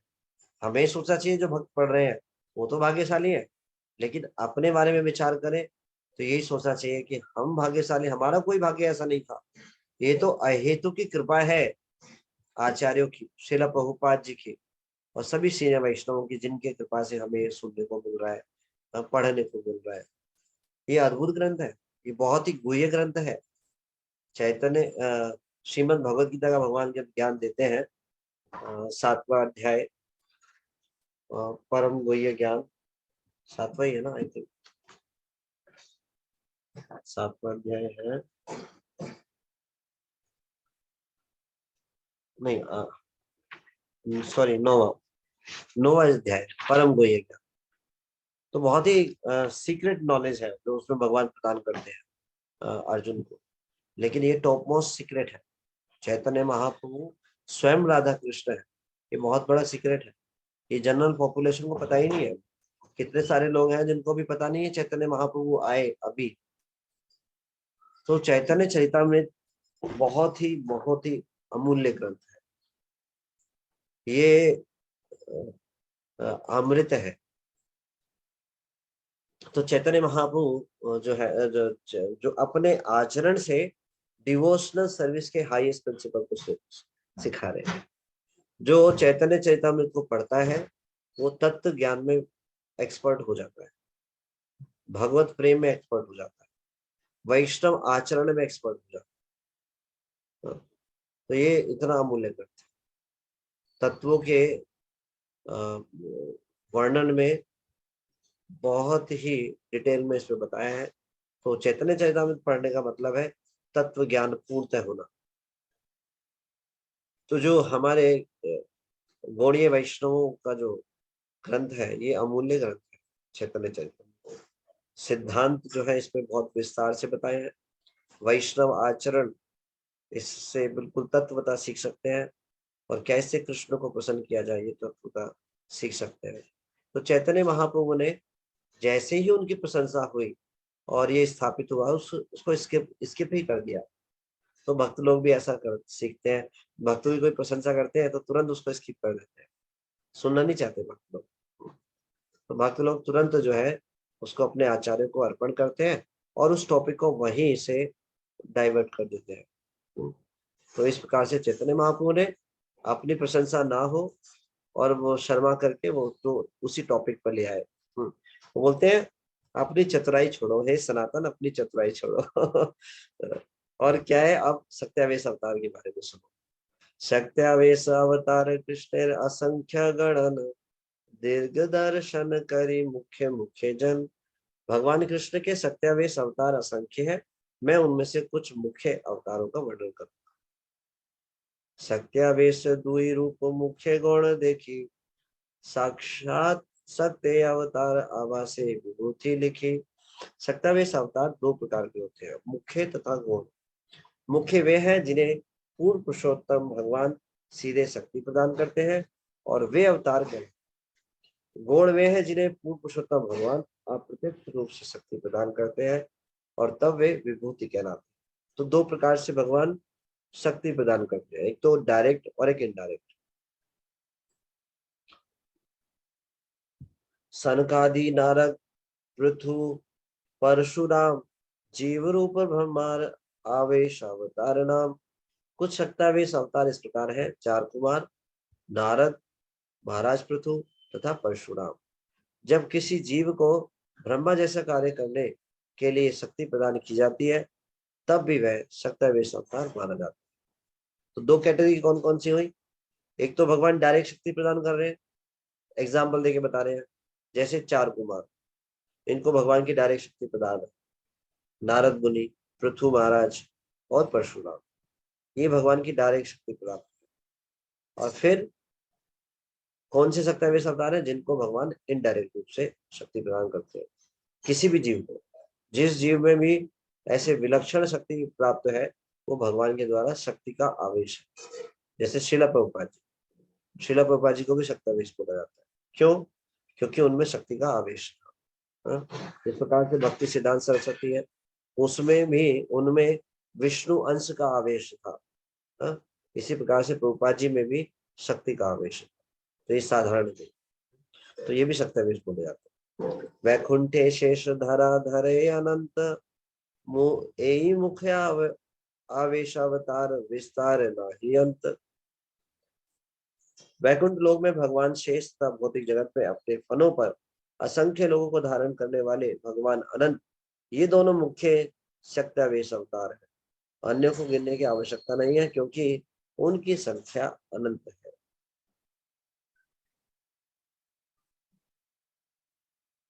सनकादे ज्ञान शक्ति, नारदे शक्ति भक्ति, ब्रह्माए सृष्टि शक्ति, अनंते भूधारण शक्ति। चारों कुमारों में ज्ञान शक्ति निहित की गई थी और नारद में भक्ति की शक्ति की गई थी। सृजन करने की शक्ति ब्रह्मा जी में निहित की गई थी तथा असंख्य लोगों को धारण करने की शक्ति भगवान अनंत में निहित की गई थी। तो ये सब भगवान के द्वारा ही शक्ति दान की गई जिन्होंने एक विशेष कार्य को संपन्न किया।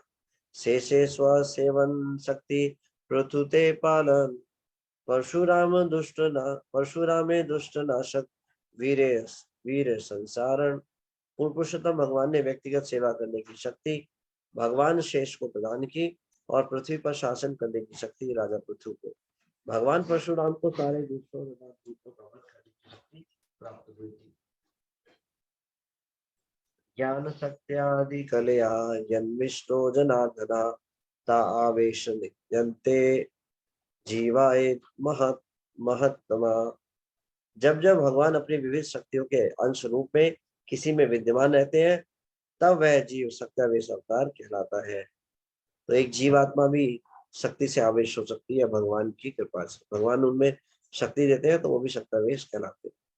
विभूति कहिए ये 6 गीता एकादशे, जगत व्यापीला कृष्ण सत्याभास वेशे। जैसा कि भगवत गीता के 11वें अध्याय में बताया गया है, कृष्ण ने सारे ब्रह्मांड में अपना विस्तार विभूति नामक अपनी विशिष्ट शक्तियों के माध्यम से अनेक पुरुषों में किया है। यद्यद् विभूति सत्वम, यद्यद् विभूति मत्सत्वम, श्रीमुदिर्जित एवचा तदेवागच्छितम् तेजो अंश संभवम। यह जान लो कि समस्त ऐश्वर्य, सुंदर, यशस्वी तथा महिमा युक्त सृष्टियां मेरे तेज के स्फुलिंग मात्र से प्रकट होती है। अथवा बहुते नेतेना ज्ञातेन तो अर्जुना, विष्टाभ्यादिदम कृतस्तेनम एकांशेन स्थितो जगत। किंतु हे अर्जुन, इस समस्त विस्तृत ज्ञान की क्या आवश्यकता है? मैं तो अपने एक अंश मात्र से संपूर्ण ब्रह्मांड में व्याप्त हूँ और इसको आश्रय देता हूँ। एते कहिनु सत्यावेश अवतार, बाले पोगंड धर्मे सुना विचार। इस तरह मैं विशेष रूप से सत्यावेश अवतारों का वर्णन कर चुका हूँ। अब मुझसे कृष्ण के बाल्यकाल, पोगंड और युगावस्था, किशोर के लक्षणों को सुनो। किशोर शेखर धर्मी ब्रजेंद्र नंदन, प्रकट लीला करी बारे यद करे मन। महाराज नंद के पुत्र के रूप में भगवान कृष्ण स्वभावतः आदर्श किशोर युवक है। वे इस अवस्था में अपनी लीलाएं प्रकट करना चाहते हैं। आदो प्रकट कराए माता पिता भक्त गणे, पाछे प्रकट है जन्मादि लीला क्रमे। स्वयं प्रकट होने के पूर्व भगवान अपने कुछ भक्तों को अपने माता पिता तथा घनिष्ठ संगियों के रूप में प्रकट होने देते हैं। इसके बाद वे इस तरह प्रकट होते हैं मान लो वे जन्म ले रहे हैं, और फिर बढ़कर क्रमशः शिशु तथा किशोर बनते हैं। वयसा विविधत्वेऽपि सर्वे भक्ति रसाश्रया धर्मे किशोर एवात्रा नित्य लीला विलासवान। पूर्ण पुरुषोत्तम भगवान नित्य लीला विलास करते हैं और वे सभी प्रकार की भक्ति के आश्रय है। यद्यपि उनकी अवस्थाएं विविध है, किंतु इनमें किशोर अवस्था युवा पूर्व सर्वोत्तम है। तो भगवान 3 प्रकार की अवस्थाओं में लीला करते हैं, बाल्य, पौगंड और किशोर। तो जो बाल्य लीला है, कोई बता सकते हैं ये 3 जो एज है कौन से पीरियड की है? आप उसे कोई महज नाम कर लो, अभी दोबारा रेस कर सकते हैं।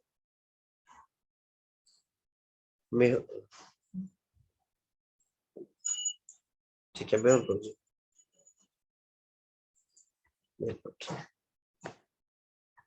ये सोचिए। हरे कृष्ण। साल तक बाल्य, उसके बाद पौगंड 5 से 10, फिर वो 10 से ऊपर किशोर। 0 से 5 बाल्य, फिर छठे वर्ष से लेकर 6 से 10 और फिर बाकी 10 के बाद किशोर। ठीक है, हरे कृष्ण। हरे कृष्ण।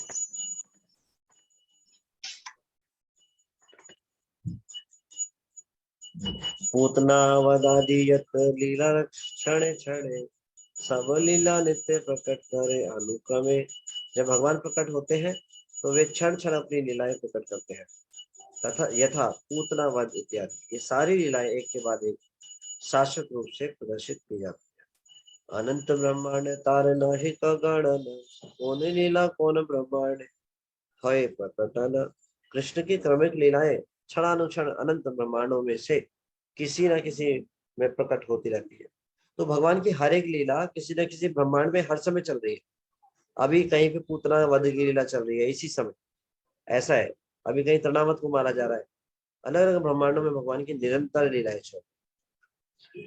इन ब्रह्मांडों को गिन पाना असंभव नहीं है, किंतु तो भी इनमें से किसी न किसी ब्रह्मांड में भगवान की कोई ना कोई लीला प्रकट होती रहती है। यही मत सब लीला ये न गंगाधार, से लीला प्रकट करे वजन कुमार। इस तरह भगवान की लीलाएं बहते गंगा जल के समान है। ये नंद महाराज के पुत्र द्वारा इस प्रकार प्रकट की जाती है। क्रमे बाले पौगंड कैशोरता प्राप्ति, रसादि लीला करे कैशोर नित्य स्थिति। भगवान कृष्ण बाल्यकाल, पौगंड तथा किशोर अवस्था की लीलाएं प्रकट करते हैं। जब वे किशोर हो जाते हैं तो वे अपना रास नृत्य तथा अन्य लीलाएं करने के लिए शाश्वत रूप से विद्यमान रहते हैं। तो भगवान की इटर्नल एज कोई बता सकते हैं? भगवान का जो नित्य जो एज है, आयु है, वो क्या है? आप में से कोई बता सकते हैं? और उसका मतलब क्या है? इटर्नल एज का मतलब क्या? भगवान बचपन से लेके बढ़ते हैं, ऐसा? तो ये थोड़ा सा समझाना है। उमेश प्रभु जी। हरे कृष्णा, दंडवत प्रणाम। हरे कृष्णा प्रभु जी, गलत भी हो सकता है, पर भगवान की इटर्नल एज शायद 16 साल भगवान उसी एज में रहते हैं और कभी बढ़ते नहीं है प्रभु जी, क्योंकि स्पिरिचुअल वर्ल्ड में कोई टाइम फैक्टर है ही नहीं है, वो हमेशा से ही ऐसे है। हरे कृष्ण, धन्यवाद। धन्यवाद, थैंक यू। आपका उत्तर सही है, लेकिन बिल्कुल अगर उसको डिटेल में बोले तो वो कितना बढ़ता है? ये भी राउंड ऑफ है 16 साल, लेकिन एग्जैक्ट इंफॉर्मेशन है। एक बार कुछ करते हैं। अभी कलावती माता जी। हरे कृष्णा प्रभु जी, दंडवत प्रणाम। हरे कृष्णा माता जी। प्रभु जी, 15 महीने 15 साल 9 महीने 7.5 दिन। हरे कृष्णा प्रभु जी, दंडवत प्रणाम। ठीक है, very good, thank you so much. तो इसको नोट कर लीजिएगा। 16 साल सही है, वो राउंड ऑफ है, लेकिन एग्जैक्ट इंफॉर्मेशन क्या है? 15 साल 9 महीने 7.5 दिन। इसका मतलब क्या है? इसका मतलब ये है भगवान की इटर्नल एज है। ये नहीं कि भगवान जैसे हम बच्चे हुए और उससे बढ़कर के हमारा शरीर होता है, ऐसा नहीं। जैसे 15 साल 9 महीने 7.5 दिन का नवयुवक है, उसका फोटो खींच लो, तो भगवान ऐसे ही होते हैं हमेशा, ये कहने का मतलब है। तो ये भगवान की इटर्नल एज है। ठीक है, धन्यवाद। तो एक मिनट, फिर मैं दोबारा हैंड डाउन कर रहा हूँ। राधा रानी की इटर्नल एज कौन बता सकते हैं? ठीक है, मेल प्रभु जी का हैंड है। मेल प्रभु जी। हरे कृष्ण प्रभु जी, दंडवत प्रणाम। हरे कृष्णा। प्रभु जी 14 साल 2 महीने 15 दिन। Thank you so much. तो राधा मैया की इटर्नल एज है 14 साल 2 महीने 15 दिन, ठीक है। और जो बलराम जी है वो कृष्ण से 8 दिन बड़े, 8 डेज।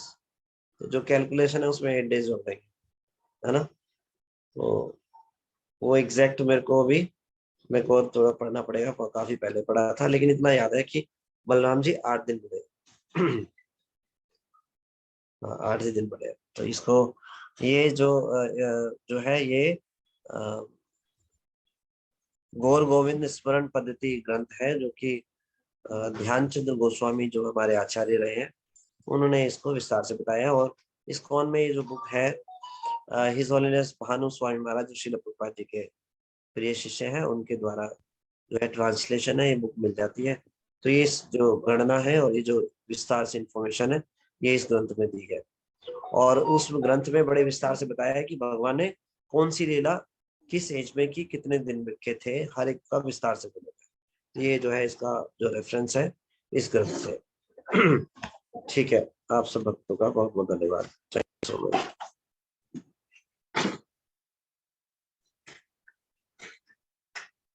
नित्य लीला कृष्ण सर शास्त्र कहे, बूझीते ना पारे लीला के मन नित्य है। समस्त प्रमाणिक शास्त्रों में कृष्ण की नित्य लीलाओं का वर्णन मिलता है, किंतु कोई यह नहीं समझ पाता कि ये लीलाएं किस तरह से सनातन रूप से चली आती है। दृष्टांत यदि कहे तब लोक यदि जाने, कृष्ण लीला नित्य ज्योतिष चक्र प्रमाणे।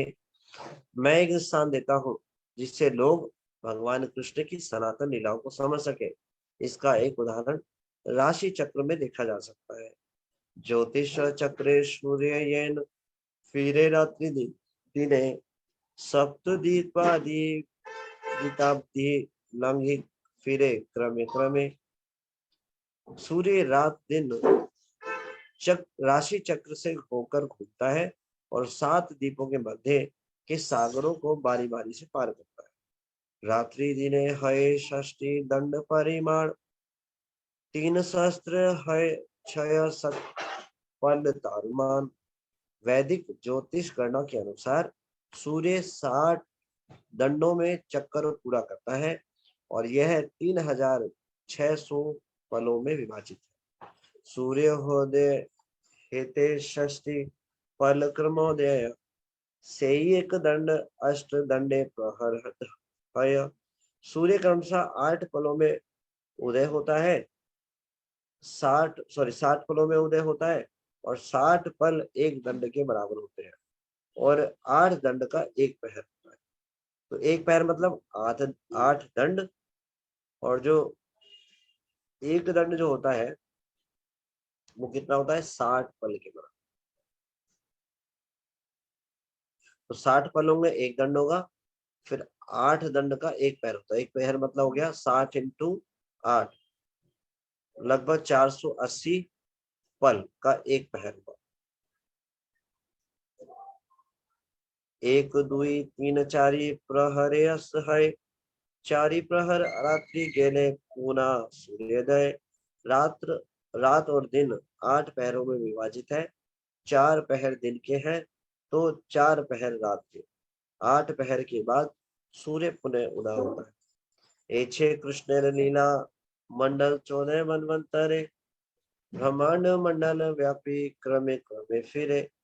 सूर्य की ही तरह कृष्ण की लीलाओं का कक्ष है। ये लीलाएं एक के बाद एक प्रकट होती है। 14 मनवंतर में यह कक्ष समस्त ब्रह्मांड तक विस्तार करता है और क्रम से फिर से लुट आता है। तो भगवान की नित्य लीला ऐसे घूमती रहती है जैसे सूर्य घूम रहा है। ऐसे ही भगवान की अलग अलग ब्रह्मांडों में लीला चलती रहती है हर समय, कंटिन्यूअसली। इस तरह कृष्ण अपनी लीलाओं के माध्यम से एक एक करके सारे ब्रह्मांडों में विचरण करते हैं। सारे ब्रह्मांडों में भगवान जाते हैं कृपा करने के लिए।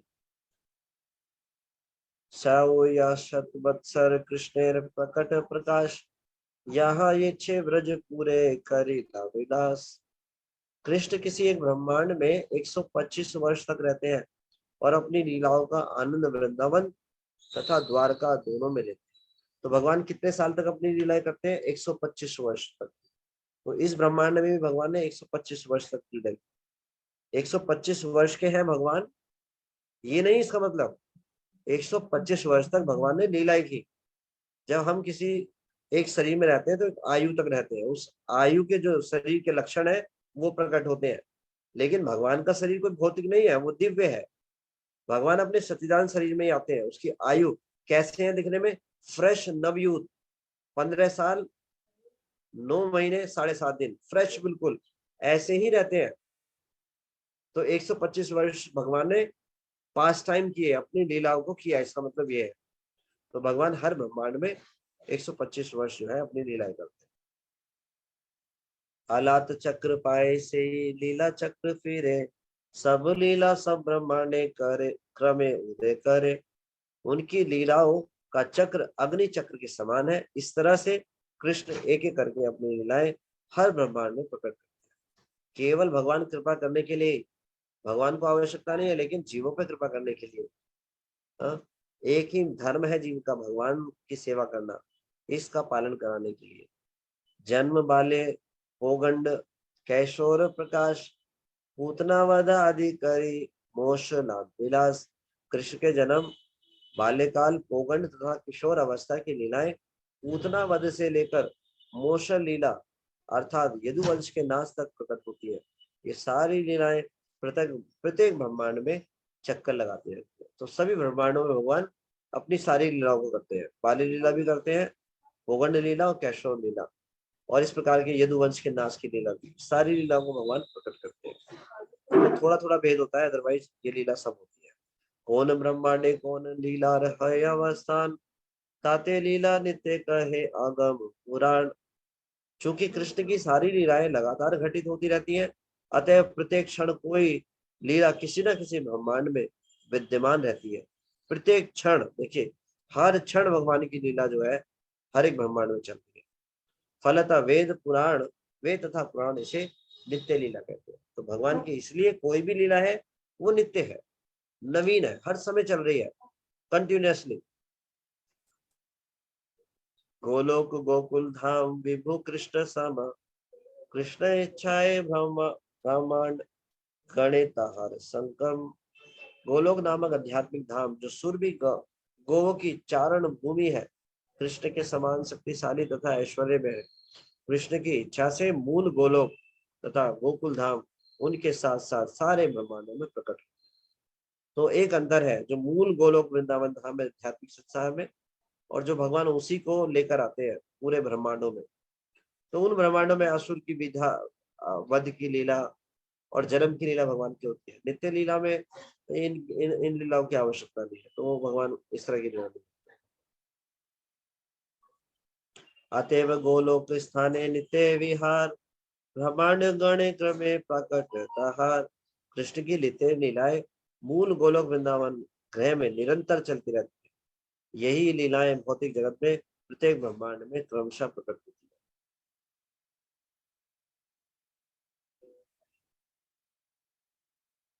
ब्रजे कृष्ण सर्वेश्वर, ऐश्वर्य प्रकाशे पुरुषोत्तम, पूरी द्वय पर व्योमे पूर्ण।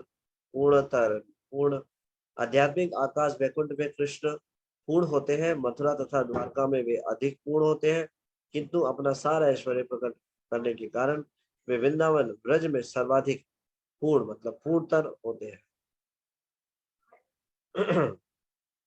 हरि पूर्णतम पूर्णता तरा पूर्ण इति त्रिधा, श्रेष्ठ मध्यादि भी शब्द नाट्य सा परिपठ्यते।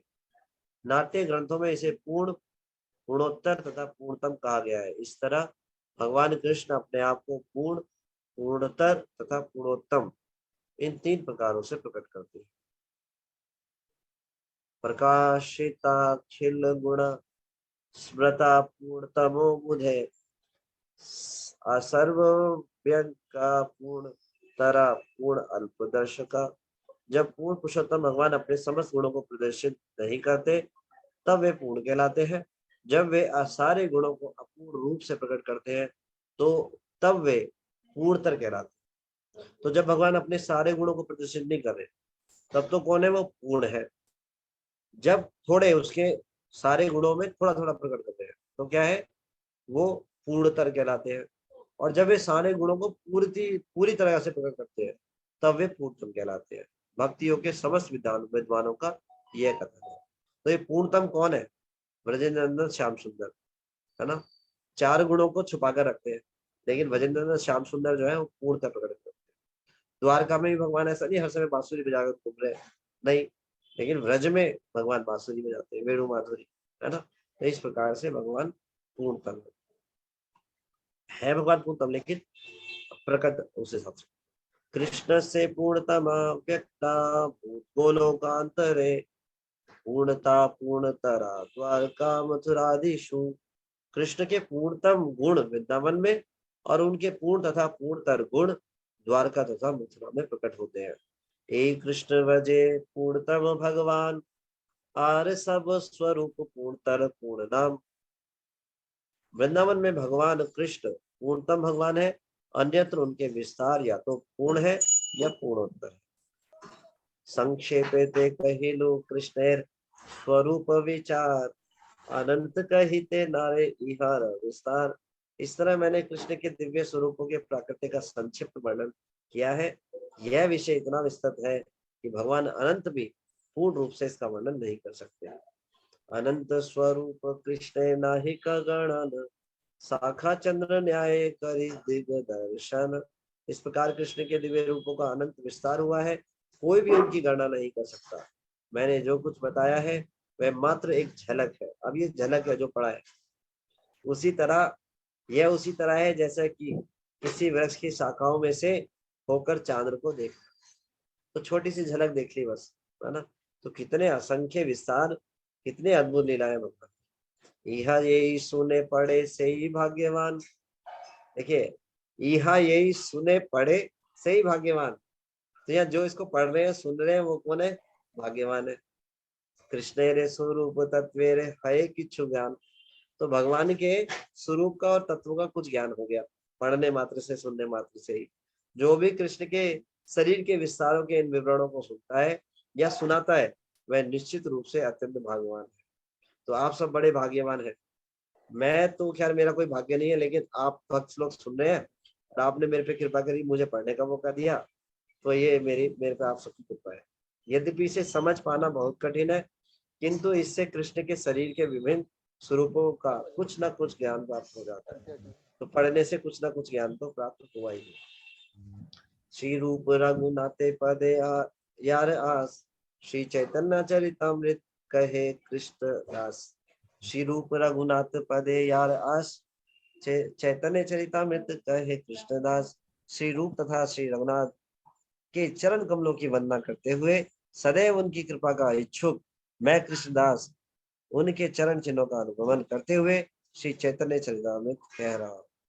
इस प्रकार श्री चैतन्य चरितामृत मध्य लीला के 20वें अध्याय का भक्ति वेदांत तात्पर्य पूर्ण हुआ, जिसमें बनारस में सनातन गोस्वामी द्वारा महाप्रभु से भेंट करने और परम सत्य विषय ज्ञान प्राप्त करने का वर्णन हुआ। हरि बोल। श्री श्रील प्रभुपाद की जय, चैतन्य चरितामृत की जय, श्री चैतन्य महाप्रभु की जय। आप देखेंगे सबसे महत्वपूर्ण अध्याय में जो बात है, जो हमारे आचार्य हैं उनका जो भाव है, उनका जो हृदय है कृष्ण प्रेम से भरा हुआ, लेकिन प्रेम होकर के भक्ति में इतने महान पद पे होने पर जिसके हृदय में कृष्ण प्रेम विराजमान हो, वो बहुत ही श्रेष्ठ है। लेकिन कितनी विनम्रता है। शुरू करने से पहले पूरे दंडवत प्रणाम, और जब एंड कर रहे हैं तो दंडवत प्रणाम। यही है एक प्रमाणित वैष्णवों की पहचान।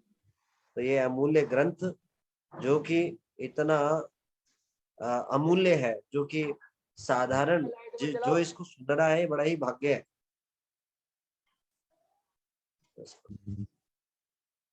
और ऐसे आचार्य द्वारा ये प्रकट है, तो ये बहुत ही विशेष बात है। तो इसको सुनना पढ़ना सदैव लाभकारी है।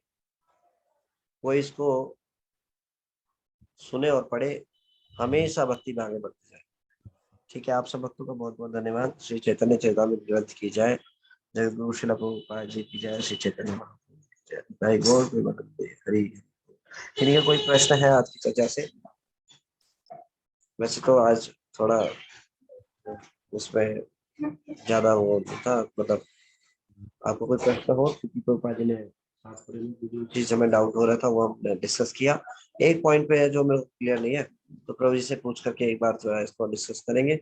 जो त्रेता युग में जहाँ पे वर्णन आया था चतुर्भुज के बारे में, तो वहाँ भगवान राम का तो नहीं है वर्णन, कि नहीं और अवतार का है, कौन से अवतार का है ये थोड़ा सा मुझे नहीं पता है, मेरे को स्मरण भी नहीं आ रहा है। तो इसके लिए आपका मैं क्षमा प्रार्थी हूँ, भारती हूँ, और प्रभु जी से पूछ के या जो भी आप बाद में मैं बाद में बताऊंगा। ठीक है, तो यहाँ पे प्रमोद गुप्ता प्रभु जी का प्रश्न है। Yes Prabhu ji.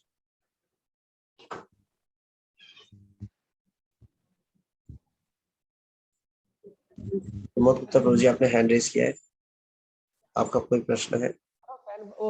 Light of कर दे। हरे कृष्णा प्रभु जी, धन्यवाद, प्रणाम। हरे कृष्णा भाई साहब। क्वेश्चन पूछ सकता हूँ प्रभु जी? हाँ जी, हाँ जी प्रभु जी। यस प्रभु जी।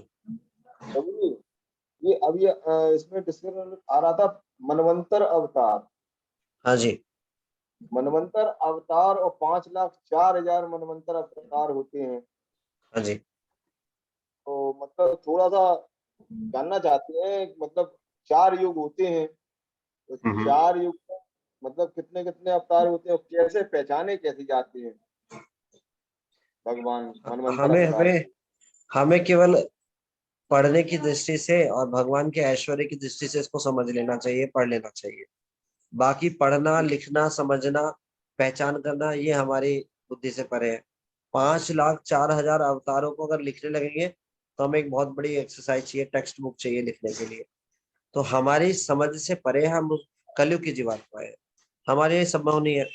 अगर हम इतना लिखने बैठेंगे तो हमारा सारा काम धंधा, घर के कार्य सब छूट जाएंगे, माला भी नहीं हो पाएगी। तो ये भगवान के ऐश्वर्य को बताने की दृष्टि से बताया है। इसको बस इतना ही पढ़ लें और भगवान के ऐश्वर्य को समझिए। भगवान के ऐश्वर्य देखिए, भगवान का एक मनवंतर अवतार की बात करें तो एक ब्रह्मांड में ही केवल 5,04,000 अवतार है। अब सोचिए भगवान के इतने सारे अवतार हैं, अलग अलग तरह के युग अवतार, गुण अवतार, लीला अवतार, कितने अवतार होंगे। अब मनवंतर अवतार को बताएं, उसकी टोटल गणना करें तो एक ब्रह्मांड के अंदर 5,04,000 अवतार है। कौन से? मनवंतर। अब ऐसे अनंत कोटि ब्रह्मांड है, तो भगवान के ऐश्वर्य असीम है। ये सुनकर प्रसन्न हो जाना चाहिए और अपने चरणों को, अपने सर को उनके चरणों में डाल देना चाहिए। इसलिए बताया जा रहा है, बस बाकी समझने की कोई आवश्यकता नहीं है, उसको बहुत ज्यादा विस्तार से पहचानने की भी आवश्यकता नहीं है। ठीक है, हरे कृष्णा प्रभु जी, धन्यवाद, प्रणाम। जी हरे कृष्ण। Thank you. परिजा सुदेवी माता जी। हरे कृष्ण प्रभु जी, दंडवत प्रणाम। हरे कृष्णा माता जी। Yes ma'am. प्रभु जी, क्या ये मैं पूछ सकती हूँ कि एक दिन में जैसे आपने अभी बताया था कि दंड, पहर और पल, प्रभु जी क्या ये मैं पूछ जी प्रभु क्या कर सकते हैं मैंने, क्या समझ नहीं आया?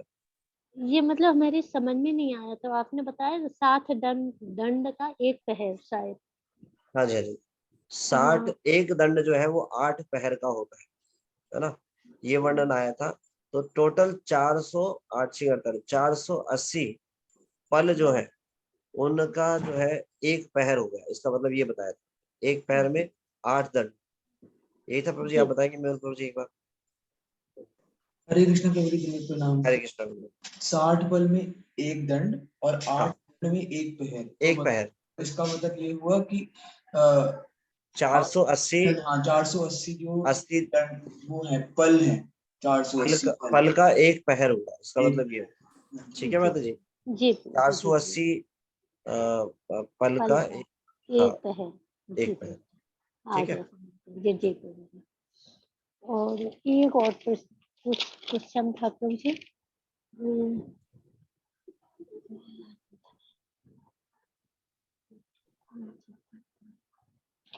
प्रभु जी सॉरी, फिर पूछूंगी प्रभु जी, अभी दिमाग से निकल गया। ठीक है माता जी। ठीक, हरे कृष्ण, धन्यवाद। Thank you. Hare Krishna. Thank you so much. Hare Krishna.